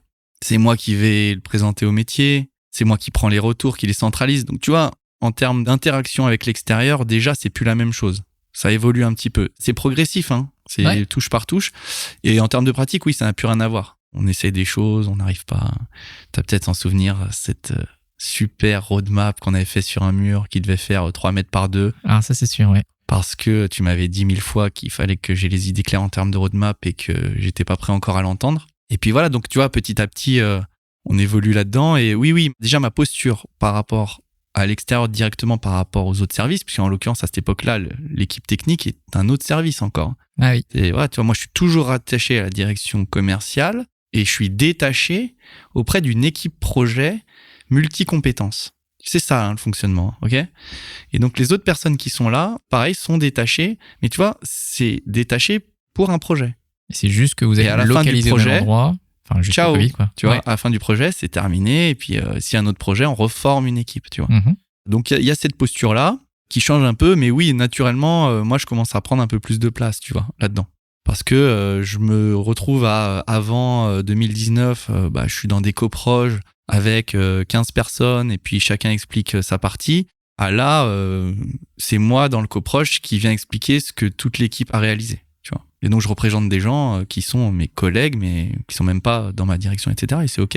Et pour eux, ça semble OK. Mais c'est pour ça que c'est un truc que je trouve intéressant parce que finalement, quelques années avant, tu étais la personne qui rédigeait des trucs et qui l'envoyait et puis qui attendait de voir à quel point en sortant de la boîte noire, il y a quelque chose qui arrivait.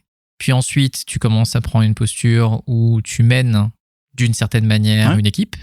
Et là, tu arrives avec une posture où tu es aussi le représentant vers l'extérieur. C'est ça. Et tu commences à coordonner un écosystème qui est plus large. C'est ça. Non seulement tu n'es pas juste sur toi, mais voilà, tu t'ouvres vers l'extérieur et tu as un scope qui grossit. Ouais, c'est ça. Et à cette époque-là, je me souviens, parce qu'il y avait un directeur commercial qui challengeait beaucoup.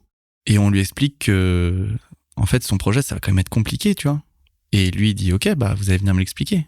Et donc, je monte. Je me souviens plus s'il y avait le tech lead qui était là. Ouais, il me semble. Tu vois, que Laure était là déjà. Et qu'on monte tous les deux. Laure, qui était à l'époque la lead tech sur le sujet, avec qui je travaillais beaucoup. Et qui est toujours là. Ah, qui est toujours là. Qui a elle aussi changé de casquette. Ce serait intéressant, tu vois. Et que l'on salue au passage. Ouais, exactement, qu'on salue. Et donc, en fait, on monte lui expliquer pourquoi ça va être compliqué, tu vois. C'est vrai que tu as une interaction directe. Direct. Et c'est hyper intéressant. Et c'est là où de m'être nourri très concrètement du contexte et de quand même bien maîtriser ce qui se passe dans l'entreprise et les enjeux, que quand on discute ensemble, il a bien pris conscience que j'avais vraiment connaissance des enjeux, de pourquoi c'était important. Et donc, du coup, la discussion, elle s'engage pas sur « il faut que j'explique à ce gars-là ». Tu vois, lui, il se dit pas « il faut que j'explique à Renaud pourquoi c'est important ». On avait compris ça, c'est OK. Voilà, on a compris l'urgence, l'importance et tout ce qui va avec. Et donc, on a des discussions qui sont plus intéressantes, qui commencent à être plus intéressantes, où on lui explique que mais c'est pas qu'on veut pas. C'est que on peut pas tout faire d'un coup, que parfois on a des contraintes de devoir... Il y a des dépendances entre les éléments, et que si l'élément le plus important pour lui, c'est la date, il faut qu'on enlève certaines choses. Et là, on commence à avoir les premiers prémices des discussions où on explique à nos métiers qu'ils peuvent pas choisir le budget, le délai et le périmètre. Et ce gars-là, lui, il te le dit, moi je comprends rien à l'IT. Moi je connais le business, je ne comprends rien à l'IT. C'est vous les experts. Et donc, OK, on va enlever des choses. Ce qui est d'ailleurs assez novateur à cette époque parce qu'il y a peu de gens ensuite, lui, cette personne-là, Étienne en l'occurrence, et après il est parti à la retraite. Et il n'y a pas grand monde qui a pris le relais aussi intensément que lui sur ce genre de choses. Aujourd'hui, beaucoup plus. Mais à cette époque-là, tu vois. Et donc, on commence à avoir cette logique-là. Et donc, là, la posture, elle change encore. C'est que tu passes de client-fournisseur un peu plus partenaire. Il faut qu'on se mette d'accord ensemble sur ce qui est le plus important pour toi.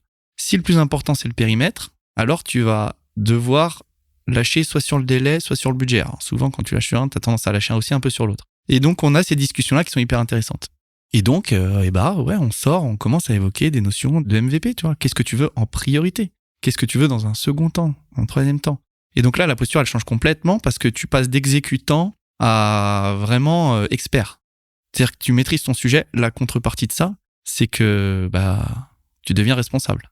Pas responsable que dans le sens où s'il y a un problème, c'est toi qu'on vient chercher. C'est, tu vois, t'as cette notion de t'es responsabilisé sur le fait que, en fait, t'as pris des engagements, tu vois. Et donc, tu t'es même auprès de ton équipe, auprès de ces choses-là, tu vois. On a dit qu'on y allait, faut y aller maintenant. Mais du coup, c'est beaucoup plus intéressant parce que t'as un peu les cartes en main et donc, t'acceptes de prendre des risques ou de pas les prendre. Mais c'est toi qui as choisi, on te les a pas tous imposés. Alors, une fois de plus, je trace les traits assez larges et épais, tu vois, parce que l'idée, c'est d'aller un peu à l'essentiel. Mais c'est quand même un peu ce qui s'en dégage. Tout ça est évidemment blindé de nuances et la vérité d'un jour est pas toujours la vérité du lendemain. Mais c'est quand même un peu ce qui se dégage. Mais ce que je comprends, c'est que c'est un moment clé quand même qui amorce finalement une nouvelle ère, si je puis dire, de votre côté et même pour toi, pour un positionnement qui est différent. Nouvelle ère. Et puis après, ça, c'est validé, entre guillemets, et officialisé en 2021, je crois, par l'organisation. C'est-à-dire que, alors entre-temps, en organisation, on a navigué dans une direction, nous, les AMOA, Business Analyst, parce qu'on avait changé de nom, ça s'appelait Business Analyst, mais on sentait qu'il y a une volonté de changement, mais c'était encore assez proche de ce qu'on faisait. On était rattaché dans une direction un peu support. Et puis en 2021, si je dis pas de bêtises, là, il y a une bascule complète, c'est-à-dire que tous les profils comme nous, ils sont rattachés directement à la DSI et on crée des lignes produits. Et là, on commence à évoquer une notion très importante, c'est qu'on parle plus de projet, on parle de produit. Évidemment, dans les faits, il y a encore des projets et la notion de produit, il faut du temps pour qu'elle se mette en place. Et encore aujourd'hui, on est en train de travailler dessus. Mais il y a ce changement-là et donc, dans ces changements-là, moi, mon rôle, il change et vraiment, le statut de mon poste, il change en fait. Je deviens product owner. Et là, en l'occurrence, le terme est plutôt bien choisi, tu vois. Tu deviens responsable, tu deviens propriétaire, entre guillemets, c'est un peu dur, mais d'un produit. Et donc là, oui, avec en plus ce rôle-là et le rattachement côté IT, il y a encore une étape très importante qui se passe, où là, au lieu de travailler et de décliner sur des projets successifs, on est responsable d'un périmètre. Voilà, c'est que maintenant on dit, voilà, moi, mon périmètre de responsabilité, c'est celui-ci. Et donc là, tout le challenge, c'est de réussir à gérer les projets au sein de ce périmètre, mais également de gérer tout ce qu'on appelle le run, c'est-à-dire le quotidien. Les tâches que tu es obligé de faire tous les ans, mise à jour de tarifs chez nous, beaucoup, les corrections de bugs, les petites évolutions, toutes ces choses-là. Et donc là, tu commences à rentrer, à devoir t'engager sur des délais, sur des projets, tout en gardant en tête que tu as le reste à faire, tu vois. Et donc là, tu gères une micro-entité. Voilà. Une micro-boîte. Ouais, alors non, parce que j'ai trop de respect pour les gens qui gèrent des boîtes pour dire ça. Parce que t'as pas tout le côté, d'autant que moi, je suis pas trop le profil entrepreneur, tu vois. En tout cas, ouais, de manière autonome. Et ces gens-là, ils font des milliards de choses. Donc non, mais tu vois, t'as quand même une petite entité qu'il faut quand même gérer parce que il y a des personnes, parce qu'il y a des gens à côté, il y a des enjeux et il faut pas faire n'importe quoi. Mais du coup, pour toi, c'est quoi la plus grosse différence entre ton métier d'avant, qui était donc AMOA ou Business Analyst, et ce nouveau métier-là que tu as à ce moment-là, qui est Product Owner? Pour toi, c'est quoi la plus grosse différence? Pour moi, c'est vraiment la notion de responsabilité, responsabilisation. En fait, tu as le mandat pour être responsable de cette chose-là, de cette partie-là, tu vois. C'est-à-dire que la chaîne hiérarchique, quand elle est dans des différents comités, réunions, elle dit aux personnes en face d'elle, ce sujet-là, c'est telle personne qui gère. Ce sujet-là, c'est Renault, c'est du périmètre de Renault, tu vois.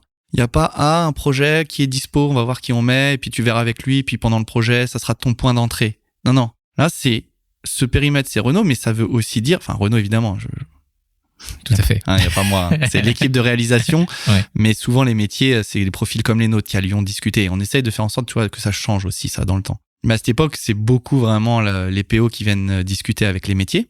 Et donc en fait, il commence à y avoir une notion qui se met en place aussi, c'est que en tant que responsable d'un périmètre, nous on est responsable du fait que ce périmètre il soit cohérent, qu'il fonctionne dans le temps et que ça parte pas dans tous les sens.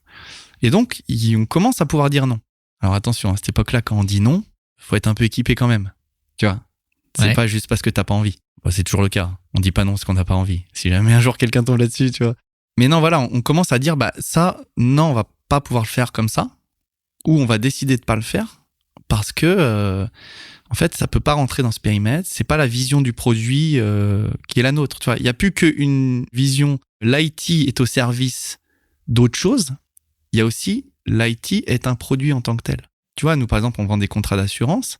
Évidemment, il faut un bon contrat d'assurance, sinon personne n'en achètera. Mais si tes outils de distribution ils sont pas bons, ça va pas le faire. Personne va en vendre non plus. Et donc en fait, tu commences à rentrer dans une relation un peu, je veux pas dire d'égal à égal, mais des responsables produits sont responsables de leurs produits d'assurance, et nous, on est responsable de l'outil du produit numérique qui va permettre de les distribuer.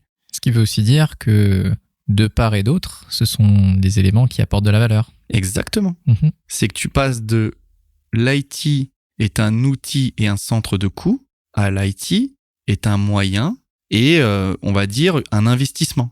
Tu vois, c'est un peu différent, tu vois. Après, évidemment, comme je le dis souvent, hein, les nuances sont parfois fines et il faut un temps énorme pour que tout le monde l'entende, l'accepte et même le digère. Et nous les premiers, hein. Ouais, c'est facile a posteriori après, une fois que tu as écrit l'histoire, tu vois, d'expliquer pourquoi l'histoire s'est passée comme ça. Mais tout ça, ça prend des mois, voire des années. Bah, ça a mis un certain temps, hein, parce que du coup, donc tu fais ça pendant combien de temps ? Vraiment, la partie PO à fond, je dirais 3 ans à peu près, 2-3 ans, tu vois. En fait, je le faisais avant, mais au sein de projet. Après, on a la ligne produit qui se met en place et je le refais encore 2 ans. Ok. En fait, au milieu, il y a une sorte de changement d'organisation, mais en termes de métier, toi, c'est déjà ce que tu faisais, quoi. Ouais, sur la fin, c'est ce que je faisais avant que ça change vraiment d'orga, tu vois. Et donc, dans ce changement-là, donc sur ces 2 années-là, là où je fais vraiment PO à temps plein, là, on a des gros sujets, tu vois. Et en fait, il s'avère que dans les faits, on est responsable d'un périmètre, mais ces périmètres, régulièrement, ça reste quand même une succession de projets au sein d'un même périmètre. Et on fait quand même des projets qui sont assez costauds. Et je commence à travailler avec une équipe qui commence à être vraiment nombreuse, tu vois. Genre à une époque, si je dis pas de bêtises, il y avait 8 devs, un product designer et un PO, tu vois. Donc c'est trop. Aujourd'hui, on le referait plus, je pense. Mais à cette époque, c'est beaucoup. Et donc, qu'est-ce qui se passe ? Eh ben en fait, il se passe que on met quelqu'un avec moi qui s'appelle Fatma, que pareil, je salue. Que l'on salue, bien évidemment. Si jamais un jour elle passe par là. Et donc Fatma, elle arrive et en fait, on vient travailler ensemble sur un périmètre quasiment identique. Alors au début, elle arrive et puis moi, ça fait des années que je suis dans la boîte, je prends de la place et puis elle, forcément, elle arrive, elle démarre dans la boîte, donc. Au début, je suis plus dans une logique d'accompagnement, de la faire monter. Puis après, elle rapidement, elle monte. Et puis, au bout de, je sais pas, 1 an, 2 ans, j'ai plus en tête exactement les délais, mais on se rend compte que on est 2 sur un même périmètre. Et plutôt que d'avoir une relation il y en a un qui accompagne l'autre, en fait, qu'est-ce qu'on a fait ? On a découpé le périmètre. Et on a dit, cette partie-là, tu t'en occupes, cette partie-là, je m'en occupe. Donc, en fait, on crée quasiment 2 sous-équipes dans l'équipe. Alors, c'est pas la même chose côté dev, mais d'un point de vue fonctionnel, elle prend une partie et moi je prends l'autre. Et donc là on se dit ce modèle-là il marche pas parce que il a pas vraiment d'avantage dans le sens où on peut pas dire qu'on se marche sur les pieds, mais on cohabite l'un à côté de l'autre. Alors ça se passe hyper bien, c'est hyper sympa, mais du coup ça crée de la confusion dans l'équipe parce que à qui je m'adresse. Exactement. Et donc on commence à expliquer mais si c'est tel sujet tu vas avec Fatma, si c'est tel sujet tu vas avec Renaud. Et quand Renaud est pas là, Fatma elle est responsable de tout et inversement. Bon, tu vois. Bon, c'est pas optimal. Et donc, toujours pareil, on en discute. Et puis Julien, toujours dans sa perpétuelle évolution, lui, il a un truc, si tu lui parles un jour de PO et proxy PO, tu t'entendras le reste, tu vois. Lui, il dit, moi, j'y crois pas.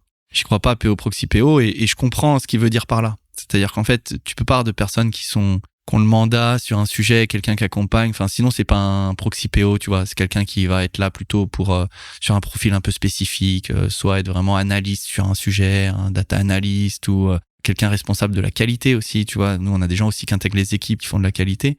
Mais voilà. Et donc, ça tombe bien parce que moi, dans le même temps, je commence à me rendre compte que je tourne en rond.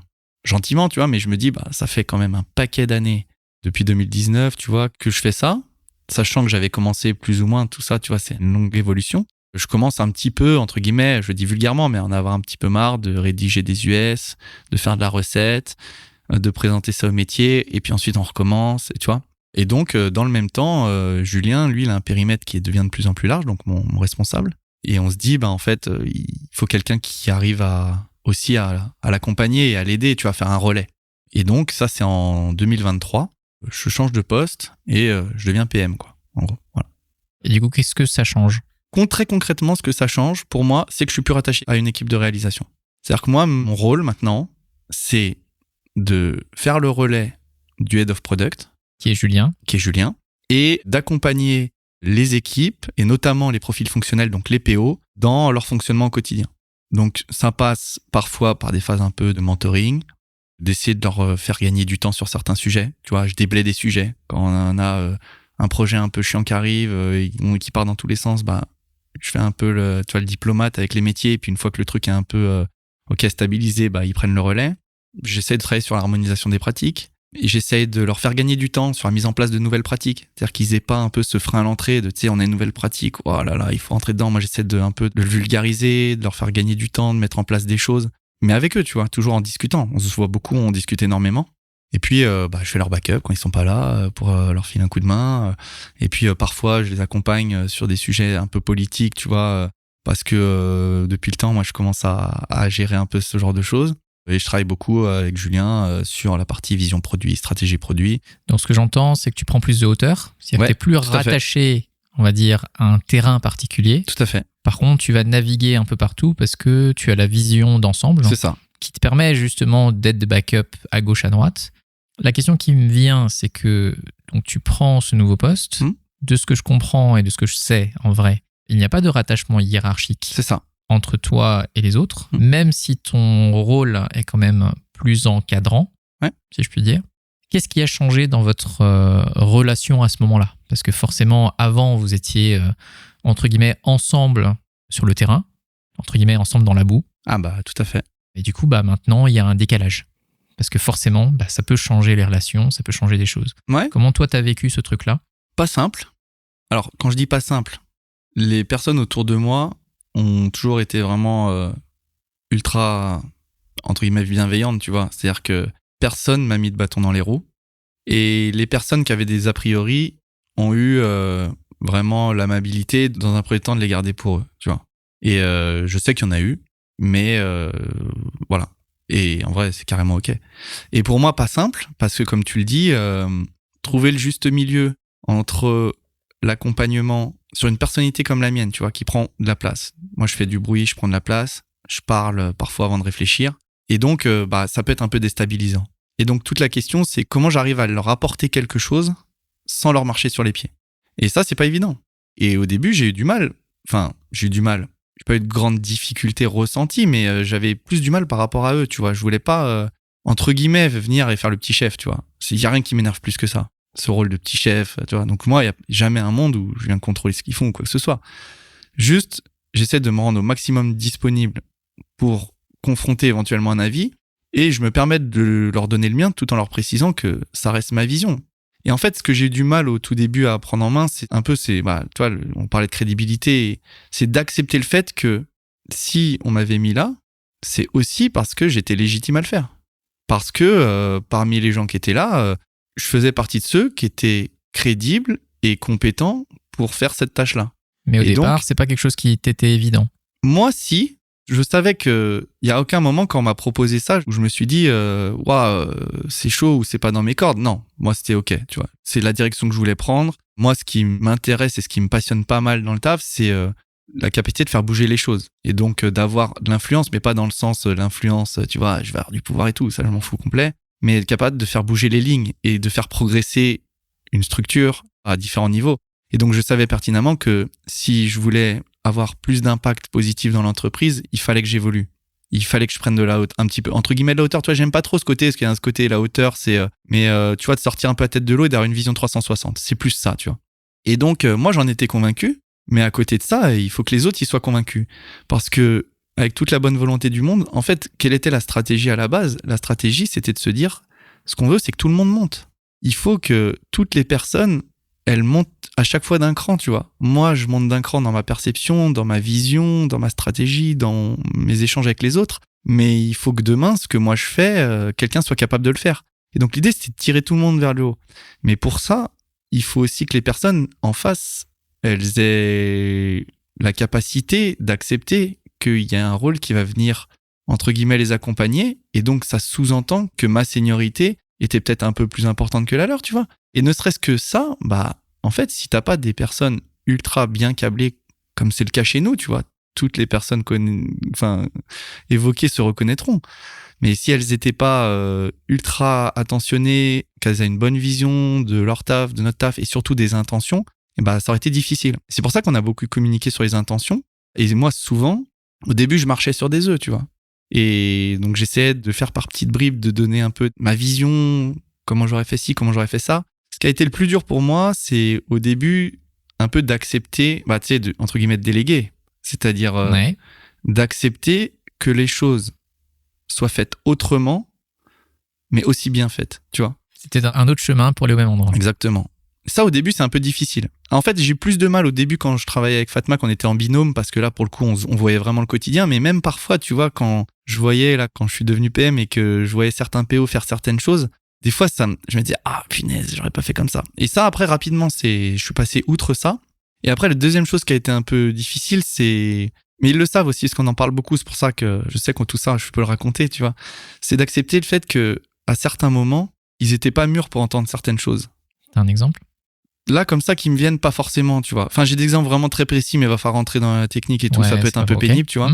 Mais des fois, oui, j'ai des exemples de toi de dire, en fait, des choses que j'ai vécues. Si ta roadmap, elle est pas limpide pour toi dans ta tête et à l'écrit, en fait, tu peux me dire ce que tu veux, même si toi, t'as l'impression que c'est clair dans ta tête, ça peut pas l'être à 100%. Si t'es pas capable de la poser à l'écrit, de l'expliquer, etc., tu vois. Quand tu mets 10 minutes à expliquer un truc tout simple, c'est que c'est pas clair. Tu vois, des choses comme ça. Et en fait, pourquoi aussi, moi, j'ai accepté au bout d'un moment de se dire, mais juste, c'est pas le bon moment et c'est pas grave, tu vois. Parce qu'en fait, il faut regarder ton propre chemin. Et tu vois, en plus, toi, tu le sais très bien, puisque tu m'as distillé un certain nombre de choses, de visions, on peut pas dire de conseils, parce que c'est pas ton approche, mais voilà, tu m'as déposé des choses sur la table, et des fois, il m'a fallu des années avant de les prendre et de me les approprier. Et donc, faut pas oublier par quel chemin t'es passé, tu vois. Et donc, en fait, c'est de se dire, ok, à ce moment-là, ils étaient pas mûrs pour l'entendre. Et tu vois, je constate très régulièrement. Et on en parle ensemble. Dire, tu vois, sur tel truc. Au final, peut-être ils ont pris une direction totalement différente de la mienne. Tu vois, je suis pas en train de dire, ils avaient pas compris un truc que j'avais déjà compris. Non. C'est juste qu'ils avaient pas forcément, tu vois, perçu peut-être l'importance d'un sujet ou la manière de faire tel autre ou la manière dont il pouvait être perçu, tu vois. Et parfois, d'ailleurs, souvent, ça arrive aussi de dire, tu vois, moi, j'avais une vision sur ton travail de telle manière et en fait, tu l'as fait totalement différemment et tu sais quoi, c'est mieux. Parce que le travail et l'évolution que t'as fait toi, elle a plus de valeur et elle est plus cohérente avec moi qui, maintenant, quand même de l'extérieur, parce que ça, c'est une des difficultés quand tu regardes 360 et que t'es moins au quotidien dans ce qui se passe au jour le jour, opérationnellement, c'est que tu perds un peu le contact. Et donc, tu vois, par exemple, aujourd'hui, nous, on a certaines équipes qui ont changé leur manière de travailler. Je suis plus là à rester attentif à ce qui se pose les bonnes questions, du style, est-ce que vous avez la certitude que les choses sont sous contrôle quand on est dans une période un peu qui nécessite d'être sous contrôle? Est-ce que vous avez pensé à telle chose, etc. Mais je peux plus trop me permettre de leur dire ah ouais, mais telle manière, tel process, c'est sûr. En fait, j'en sais moi, c'est eux qui font leur truc tout au quotidien et qui fonctionnent ensemble, tu vois. Et qu'est-ce qui t'a permis de ne plus avoir à marcher sur des œufs? Énormément de communication.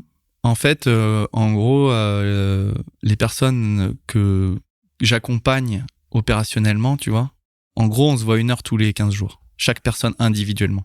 Et donc, en fait, ces réunions-là, ces points-là, ils créent de la confiance. Et très rapidement, moi, je leur explique aussi comment je fonctionne. Parce que j'ai un paquet de défauts, mais j'ai aussi un certain nombre de qualités. Et tu vois, ma communication, c'est souvent une qualité, mais un défaut. Parce que j'ai une communication qui est très directe. Pas directe dans le sens où je vais pas aller n'importe comment. Ça m'arrive pas, tu vois. Je parle pas n'importe comment aux gens. Le respect, c'est un truc ultra important. Mais des fois, je peux être maladroit, tu vois. Dans une réunion, je te prends un exemple. Il y a notre boss. Il y a quelqu'un qui donne un avis et toi, je peux vraiment être le gars qui dit honnêtement, j'ai entendu, mais moi, je suis pas du tout d'accord avec ça. Et en fait, tu vois, c'est ok, mais en fait, il y a la relation où mon boss, c'est leur boss aussi. Donc, tu vois, il y a cet équilibre qui est pas forcément évident. Et en fait, ça arrive. Et la fois d'après ou directement après, tu vois, je vais voir la personne et je lui dis, en fait, là, je suis désolé, peut-être que je t'ai mis en difficulté, c'était pas du tout mon intention. Et tu vois, et maintenant, je fais un truc que tu connais peut-être, mais on a fait une sensibilisation au management des couleurs. Ça te donne les 4 grandes couleurs sur ta personnalité, tu vois, et personnalités qui sont plutôt introverties, analytiques, d'autres, etc. Et donc maintenant, en fait, moi, souvent, les personnes avec qui on travaille, elles ont un peu cette vision-là. Et souvent, j'arrive et quand on met en place un début de relation, j'explique. Moi, je suis comme ça. Je suis plutôt cette couleur et cette couleur. Et donc, les défauts de ces traits de caractère-là, ça peut être ceci, ça peut être ceci. Et donc, ce qui fait que toi, comment toi tu te perçois, toi, quelles sont tes couleurs. Et donc, en fait, souvent, ça nous aide, tu vois. Au moins, tu préviens en amont, avant Exactement. qu'il y ait des problèmes. Comme ça, au moins. Ce qui veut surtout pas dire, faut que les choses soient claires, ça veut surtout pas dire que ça, c'est un joker et qu'après, tu peux faire n'importe quoi. Tout à fait. C'est juste que tu donnes justifié. une clé de lecture à la personne pour la fois où tu vas merder, qu'elle soit capable de dire, OK, bah, c'était peut-être pas contre moi, etc. Et en fait, beaucoup de feedback, énormément de feedback. C'est-à-dire que j'en fais, mais j'en demande aussi, tu vois.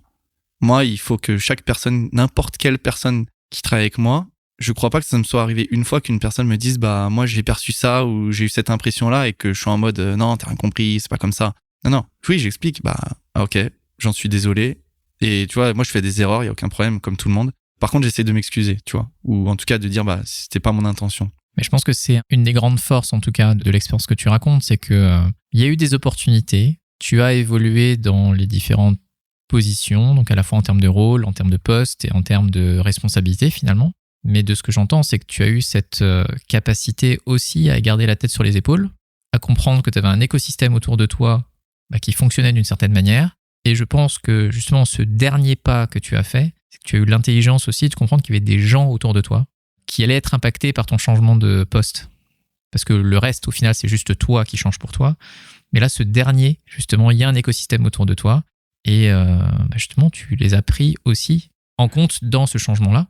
Et effectivement, le fait d'aller discuter avec chacune des personnes, voir comment est-ce qu'elles le vivaient, et d'une manière régulière dans le temps, parce que tu peux pas juste imposer à quelqu'un une idée et supposer que tout va aller bien. Non, mais en fait, tu vois, moi, maintenant, je me définis entre guillemets un peu comme un catalyseur. C'est-à-dire que souvent, dans notre orga, il y a un certain nombre d'idées qui pop de notre chef, tu vois, de Julien, sur soit de l'orga, etc. En fait, je me rends compte aussi que moi, j'ai voulu, c'est que plus ça va dans le temps, plus j'arrive à faire popper des idées. Mais là où je suis normalement pas trop mauvais, c'est passer l'étape suivante. C'est-à-dire de dire, OK, il y a un sujet, venez, on le fait avancer. Et moi, souvent, j'arrive à le mettre sur les rails, mais après, derrière, c'est plus moi qui vais gérer. Donc, il n'y a pas un monde où tu peux imposer aux gens de dire gérez-le. Donc, ce qui veut dire qu'en fait, moi, mon travail, il n'a d'intérêt que si derrière, les personnes, elles prennent le relais, tu vois. Si je suis le seul à courir mon 100 mètres, mais que mes 3 collègues qui sont censés faire le 200, le 300 et le 400, ils veulent pas courir, bah, on arrivera dernier quoi qu'il arrive. Ça, c'est certain, tu vois. Moi, je peux faire le meilleur départ possible en essayant de mettre, entre guillemets, les personnes ou l'équipe ou la structure ou l'organisation dans laquelle j'interviens sur les meilleurs rails. Et d'ailleurs, des fois, c'est même pas moi le premier relais. Enfin, souvent même, tu vois, c'est d'autres. Mais en tout cas, j'essaie de faire mon relais correctement. Mais si les personnes derrière, elles ont pas envie de courir avec toi, c'est mort, tu vois. Donc en fait, moi, mon travail aujourd'hui au quotidien, s'il y a pas plein de personnes qui ont envie de travailler, d'aller dans les directions qu'on essaye de mettre en place, bah, mon travail, il est nul, il sert à rien. En tout cas, il n'a aucun impact. Donc après, tu peux t'enfermer dans ils ont pas compris, mais non, c'est pas ça la vraie vie, tu vois. Si t'arrives pas à convaincre les gens, c'est que bah soit t'es pas bon dans la capacité de les convaincre, soit que tes idées elles sont pas bonnes. D'ailleurs, il y a quelques mois là, j'ai beaucoup discuté avec chacun des personnes à qui on discute en tête à tête, et j'aurais posé là 2 questions, tu vois.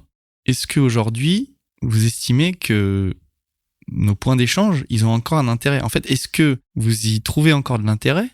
Ou est-ce que c'est juste une habitude qu'on a prise et tu vois, c'est OK, il faut l'arrêter parce que ça nous apporte plus grand-chose, tu vois. Moi, perso, ça m'apporte encore des choses, mais je peux pas être le seul. Si je suis le seul à qui ça apporte des choses, bah ça sert à rien, tu vois. C'est un point d'échange, c'est pas un point de reporting, il y a pas de ça. Enfin, et donc tous, alors soit ils sont très gentils, soit ils le pensent, mais je pense, tu vois, il y a un peu des deux. Mais en vrai, ils m'ont dit non, c'est cool, ces points-là, ils sont utiles, tu vois, ça nous fait un moment où on peut avoir un avis et tu vois, au moins avoir quelqu'un qui donne un avis sur un sujet sans toujours aller déranger le boss. Et donc, ça, c'est la première question. Donc, tu vois, on a aussi revalidé. Ça, c'est important, tu vois. Parce que souvent, dans l'entreprise, tu sais, tu tombes dans des habitudes aussi. Hein. Tout à fait. Puis à la fin, tu te retrouves, tu dis, ça fait 10 ans qu'on fait ce comité.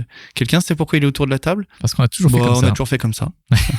On la connaît, donc, cette phrase. c'est-à-dire qu'il faut aussi se poser cette question-là. Est-ce que ça nous apporte encore? Est-ce que le format est... Tu vois, je trouve que ça, c'est aussi un des trucs sur lequel mon changement de positionnement, il m'a aidé. C'est que ça me fait beaucoup plus réfléchir à l'orga. Et ça, c'est vrai que c'est un truc que j'aime bien, tu vois. Et en plus, à côté de moi, j'ai Julien, tu vois, au-dessus de moi, qui est vraiment bon là-dessus. Et donc, lui, il me tire vers le haut sur ça, tu vois. Donc, la première question et la deuxième question, parce que comme tu l'as dit, il n'y a pas de statut hiérarchique entre eux et moi, tu vois. On est au même niveau. La deuxième question que j'aurais posée, c'est est-ce que il y a ou il y a pu avoir confusion des genres sur ma posture par rapport à vous et vis-à-vis de votre vrai responsable hiérarchique qui est Julien? Voilà, ça, c'était une question que je leur ai posée.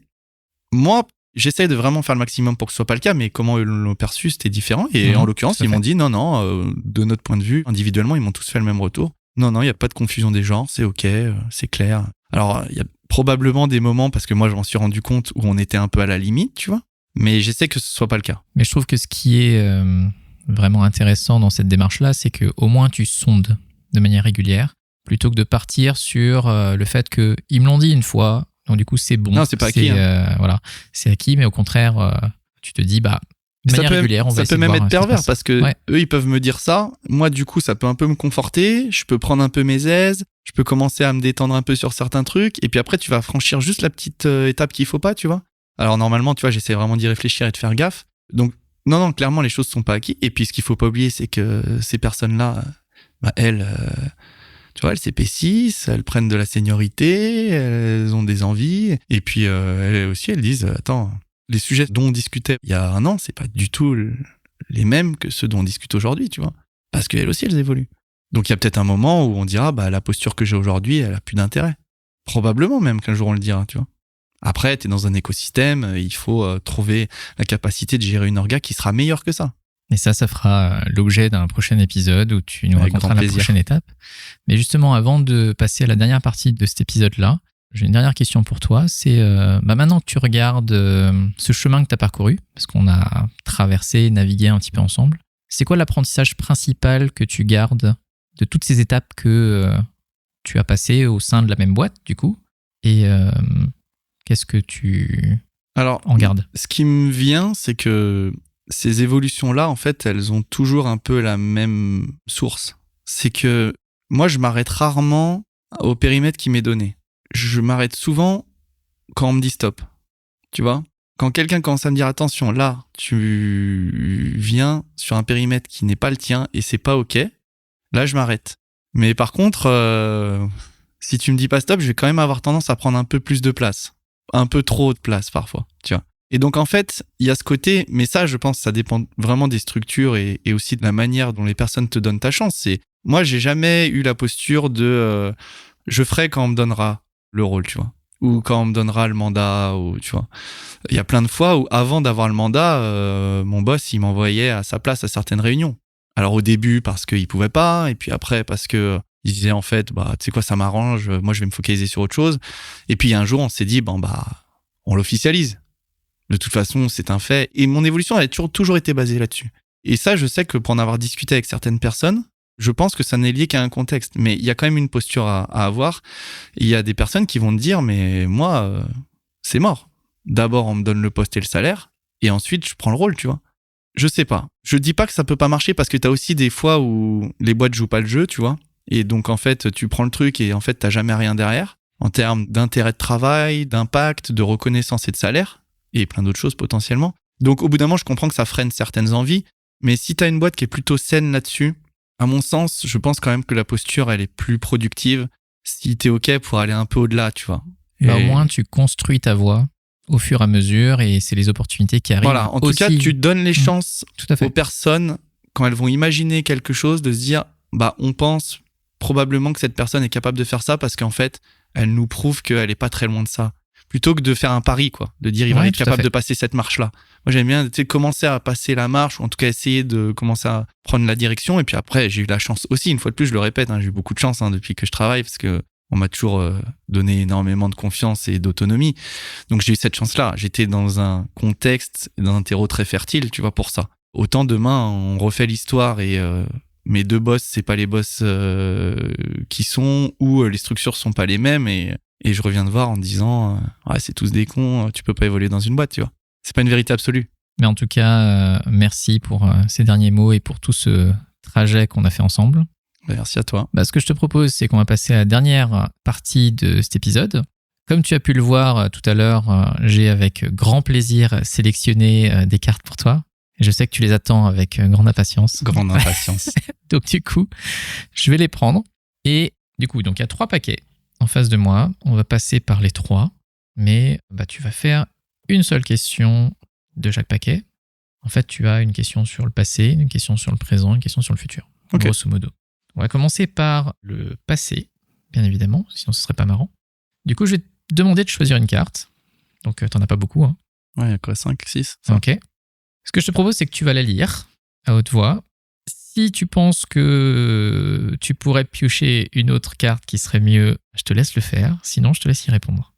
Bon, de toute façon, je vais jouer le jeu parce que tu sais toujours ce que tu pioches et jamais ce qu'il y a derrière. Tout à fait. Je prends le risque. Vas-y. La question, c'est quelles sont les 3 choses que tu as découvertes sur toi au cours des 5 dernières années? Alors, il y a quelque chose qui me vient naturellement, c'est que je suis plus empathique que ce que je pensais être. Ok. En fait, tu vois, à la base, je disais en rigolant, bon, bah moi, les gens... pas que j'aime pas les gens du tout, hein, j'adore les gens, mais le côté un peu, dès que tu commences un peu à te plaindre ou à traîner de la patte.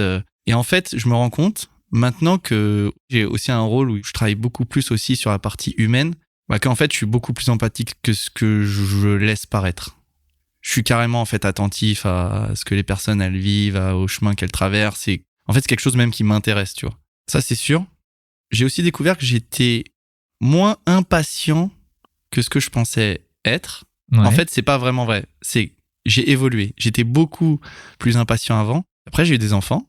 Et du coup, j'ai beaucoup travaillé cette partie-là. Et tu vois, c'est intéressant. C'est une discussion qu'on a régulièrement avec quelqu'un que tu connais qui s'appelle Lucas, qui est notre product designer, qui est quelqu'un qui est très costaud, mais qui est aussi jeune. Attention, hein, comme il dit Kylian Mbappé, moi, tu me parles pas d'âge. Hein. Mais il a ce côté où parfois, il peut... Je vais pas parler pour lui, mais on en a parlé, il le sait. Voilà, je pense pas trahir quoi que ce soit, mais ce côté un peu frustrant de pas voir les choses avancer assez vite. Et en fait, c'est aussi une des choses qui est positive quand tu commences à prendre un peu d'expérience et à et maîtriser un contexte, c'est que à l'inverse, quand je regarde dans le rétro, en fait, je me rends compte la quantité de choses qu'on a fait évoluer, la quantité de mentalité qu'on a fait changer.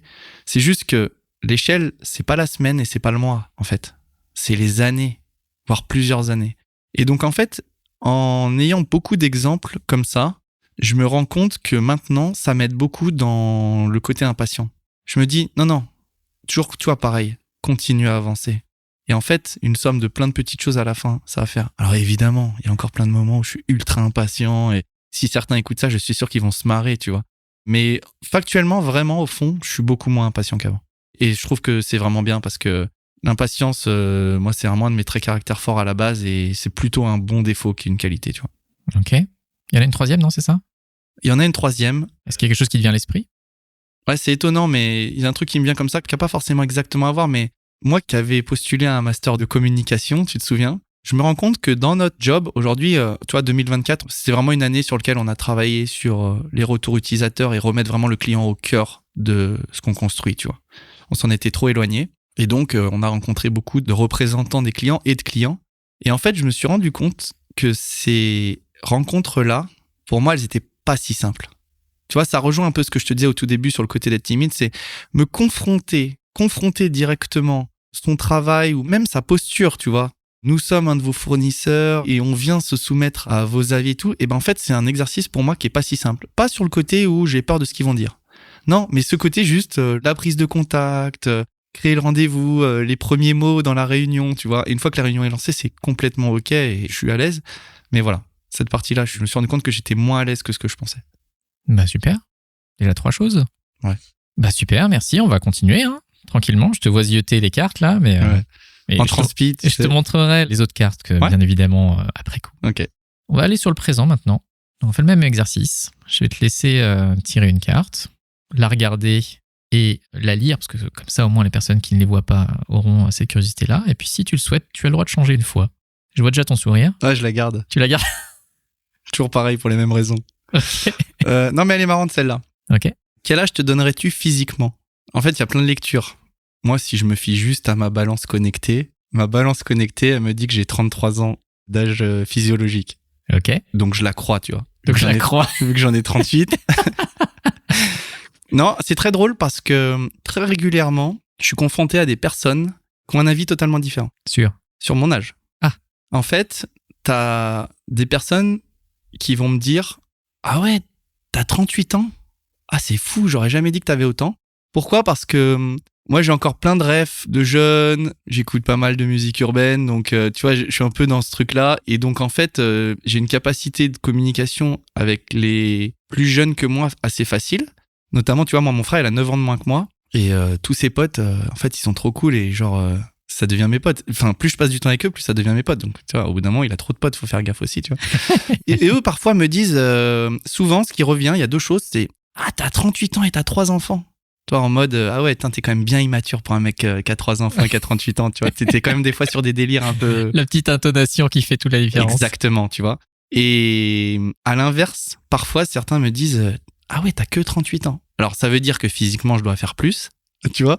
Mais dans le boulot, ça m'arrive. Ouais, personnes qui disent, je sais pas, parce que, tu sais, comme je te disais, moi, parfois, sur certains trucs, je peux avoir une certaine maturité, tu vois. Être capable de mettre à niveau dans des discussions de niveau correct dans l'entreprise, tu vois. Ouais. Et donc, certains, quand ils le découvrent, me disent, ah ouais, t'as que 38 ans, t'es jeune, tu vois. Mais donc, du coup, c'est plutôt dans le sens, en fait, on aurait dit que t'avais plus, donc j'imagine que peut-être je dois faire plus. Que tu imposes. Donc, en gros, ce qu'il en ressort globalement, c'est que plus que le physique, me concernant, j'ai l'impression que c'est la posture et la carapace que je prends en fonction du contexte qui a une incidence sur la manière dont les gens me perçoivent, tu vois.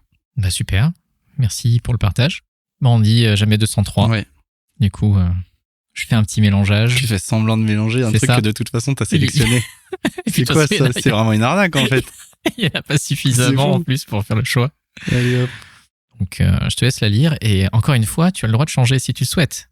Ah, elle est pas facile celle-ci. Tu peux au moins nous la lire? Ouais, bien sûr, je vais essayer de jouer le jeu. Si tu avais le pouvoir de changer quelque chose dans ton comportement, qu'est-ce que ce serait? Franchement, ça c'est pas simple. C'est pas simple parce que, en fait, mes gros défauts, en termes qui sautent le plus aux yeux des personnes, c'est aussi ce qui parfois fait ma force, tu vois. Je m'explique. Ce que je disais, c'est ma communication un peu franche, directe, tranchée. Tu vois, je sais que ça empêche certaines personnes parfois de s'exprimer. Et ça, c'est un problème pour moi parce que je suis ultra attentif à ça. Mais je sais que naturellement, c'est le cas. T'as des personnes qui ont des personnalités beaucoup plus calmes, introverties. Quand je suis dans une réunion, en fait, c'est hyper dur d'en placer une parfois. Ou bien, tu vois, une fois que je t'ai fait un monologue de 5 minutes, passer derrière, c'est pas toujours évident, tu vois. Et ça, pour moi, c'est un problème. Donc, en fait, j'essaie, comme je te le disais, de communiquer dessus et parfois de laisser la place. Mais franchement, tu l'as déjà vu en plus. Des fois, des réunions, je dis, je viens et je parlerai pas.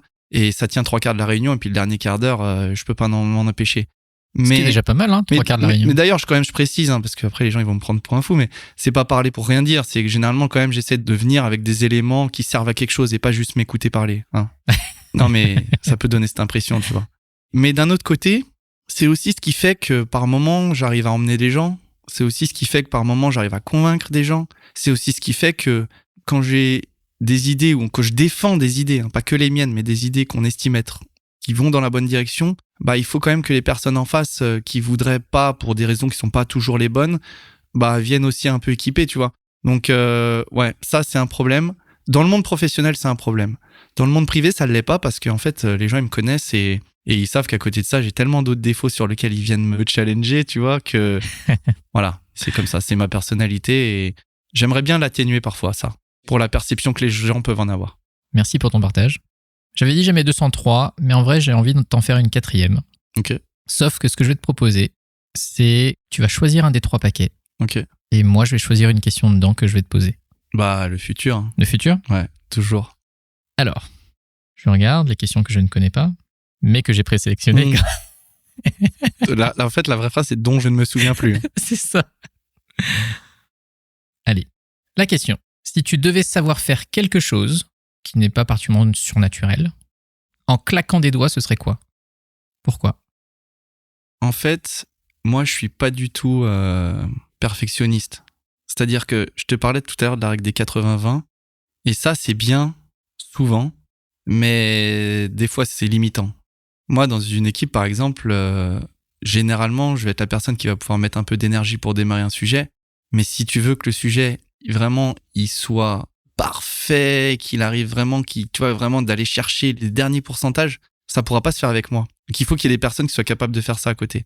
Je pense qu'aujourd'hui, dans mon boulot, c'est pas trop un problème parce que c'est pas ce qu'on me demande. Mais tu vois, dans la vie privée, par exemple, je trouve que c'est un problème. Moi, je suis le genre de personne, je vais mettre 3 semaines à faire un benchmark sur qu'est-ce qu'il faut acheter pour tel besoin. À partir du moment où j'ai décidé, surtout où j'estime que j'ai passé du temps et j'en ai un peu marre et c'est terminé. La décision elle est prise et je vais aller acheter instantanément. Et en fait, bah tu vois, du coup, ça me prive en fait parfois de dire si t'avais mis un tout petit peu plus d'énergie, tu serais rendu compte que ça, c'était pas ouf, ou tu vois. Ou pareil dans le bricolage, par exemple. Moi, le bricolage, très rapidement, je vais avoir une V1. Et après, je vais faire une V2 et puis une V3. Et en fait, la vérité, c'est qu'il faudrait une V5, mais je vais jamais la faire. Je vais estimer que ouais, ok, c'est peut-être pas ultra joli, c'est peut-être suffisant. pas parfait, c'est suffisant. Et ça m'est encore arrivé il y a pas longtemps, tu vois. J'ai posé du lambris, tu vois, sur mes murs dans mon bureau. Et genre 90% des découpes, elles sont nickel. Et juste les découpes de la poutre, elles sont... Il y a un petit jour. Et en fait, je pense souvent à mon ami Benjamin, tu vois. Il n'entendra jamais ça, mais lui, il aurait passé 2 heures à tout refaire, ça aurait été nickel. Et bah moi, en fait, alors que j'y avais déjà passé 10 heures, tu vois. Il aurait fallu 2 heures de plus, bah je les ai pas mises, tu vois. Et ça, c'est dommage. Donc j'aimerais bien corriger ça. En claquant des doigts. Voilà. Clac, la poutre. Clac, la poutre. Bon, en tout cas, merci pour ton partage. Et ce que je te propose, c'est qu'on va terminer tranquillement cet épisode. Mais avant ça, s'il y a des personnes qui souhaiteraient continuer la papote avec toi, comment est-ce qu'ils peuvent te joindre ? Le plus simple pour tout le monde, ça va être classiquement LinkedIn. Voilà. Donc Renaud Tory. Tout à fait. Théo Dezeri. Exactement. Bah, super. Merci beaucoup pour toi, ce Olivier. moment passé ensemble. Ouais, et merci puis, pour la découverte. Voilà. Et puis c'était à un très très bon bientôt. moment. Salut. Salut.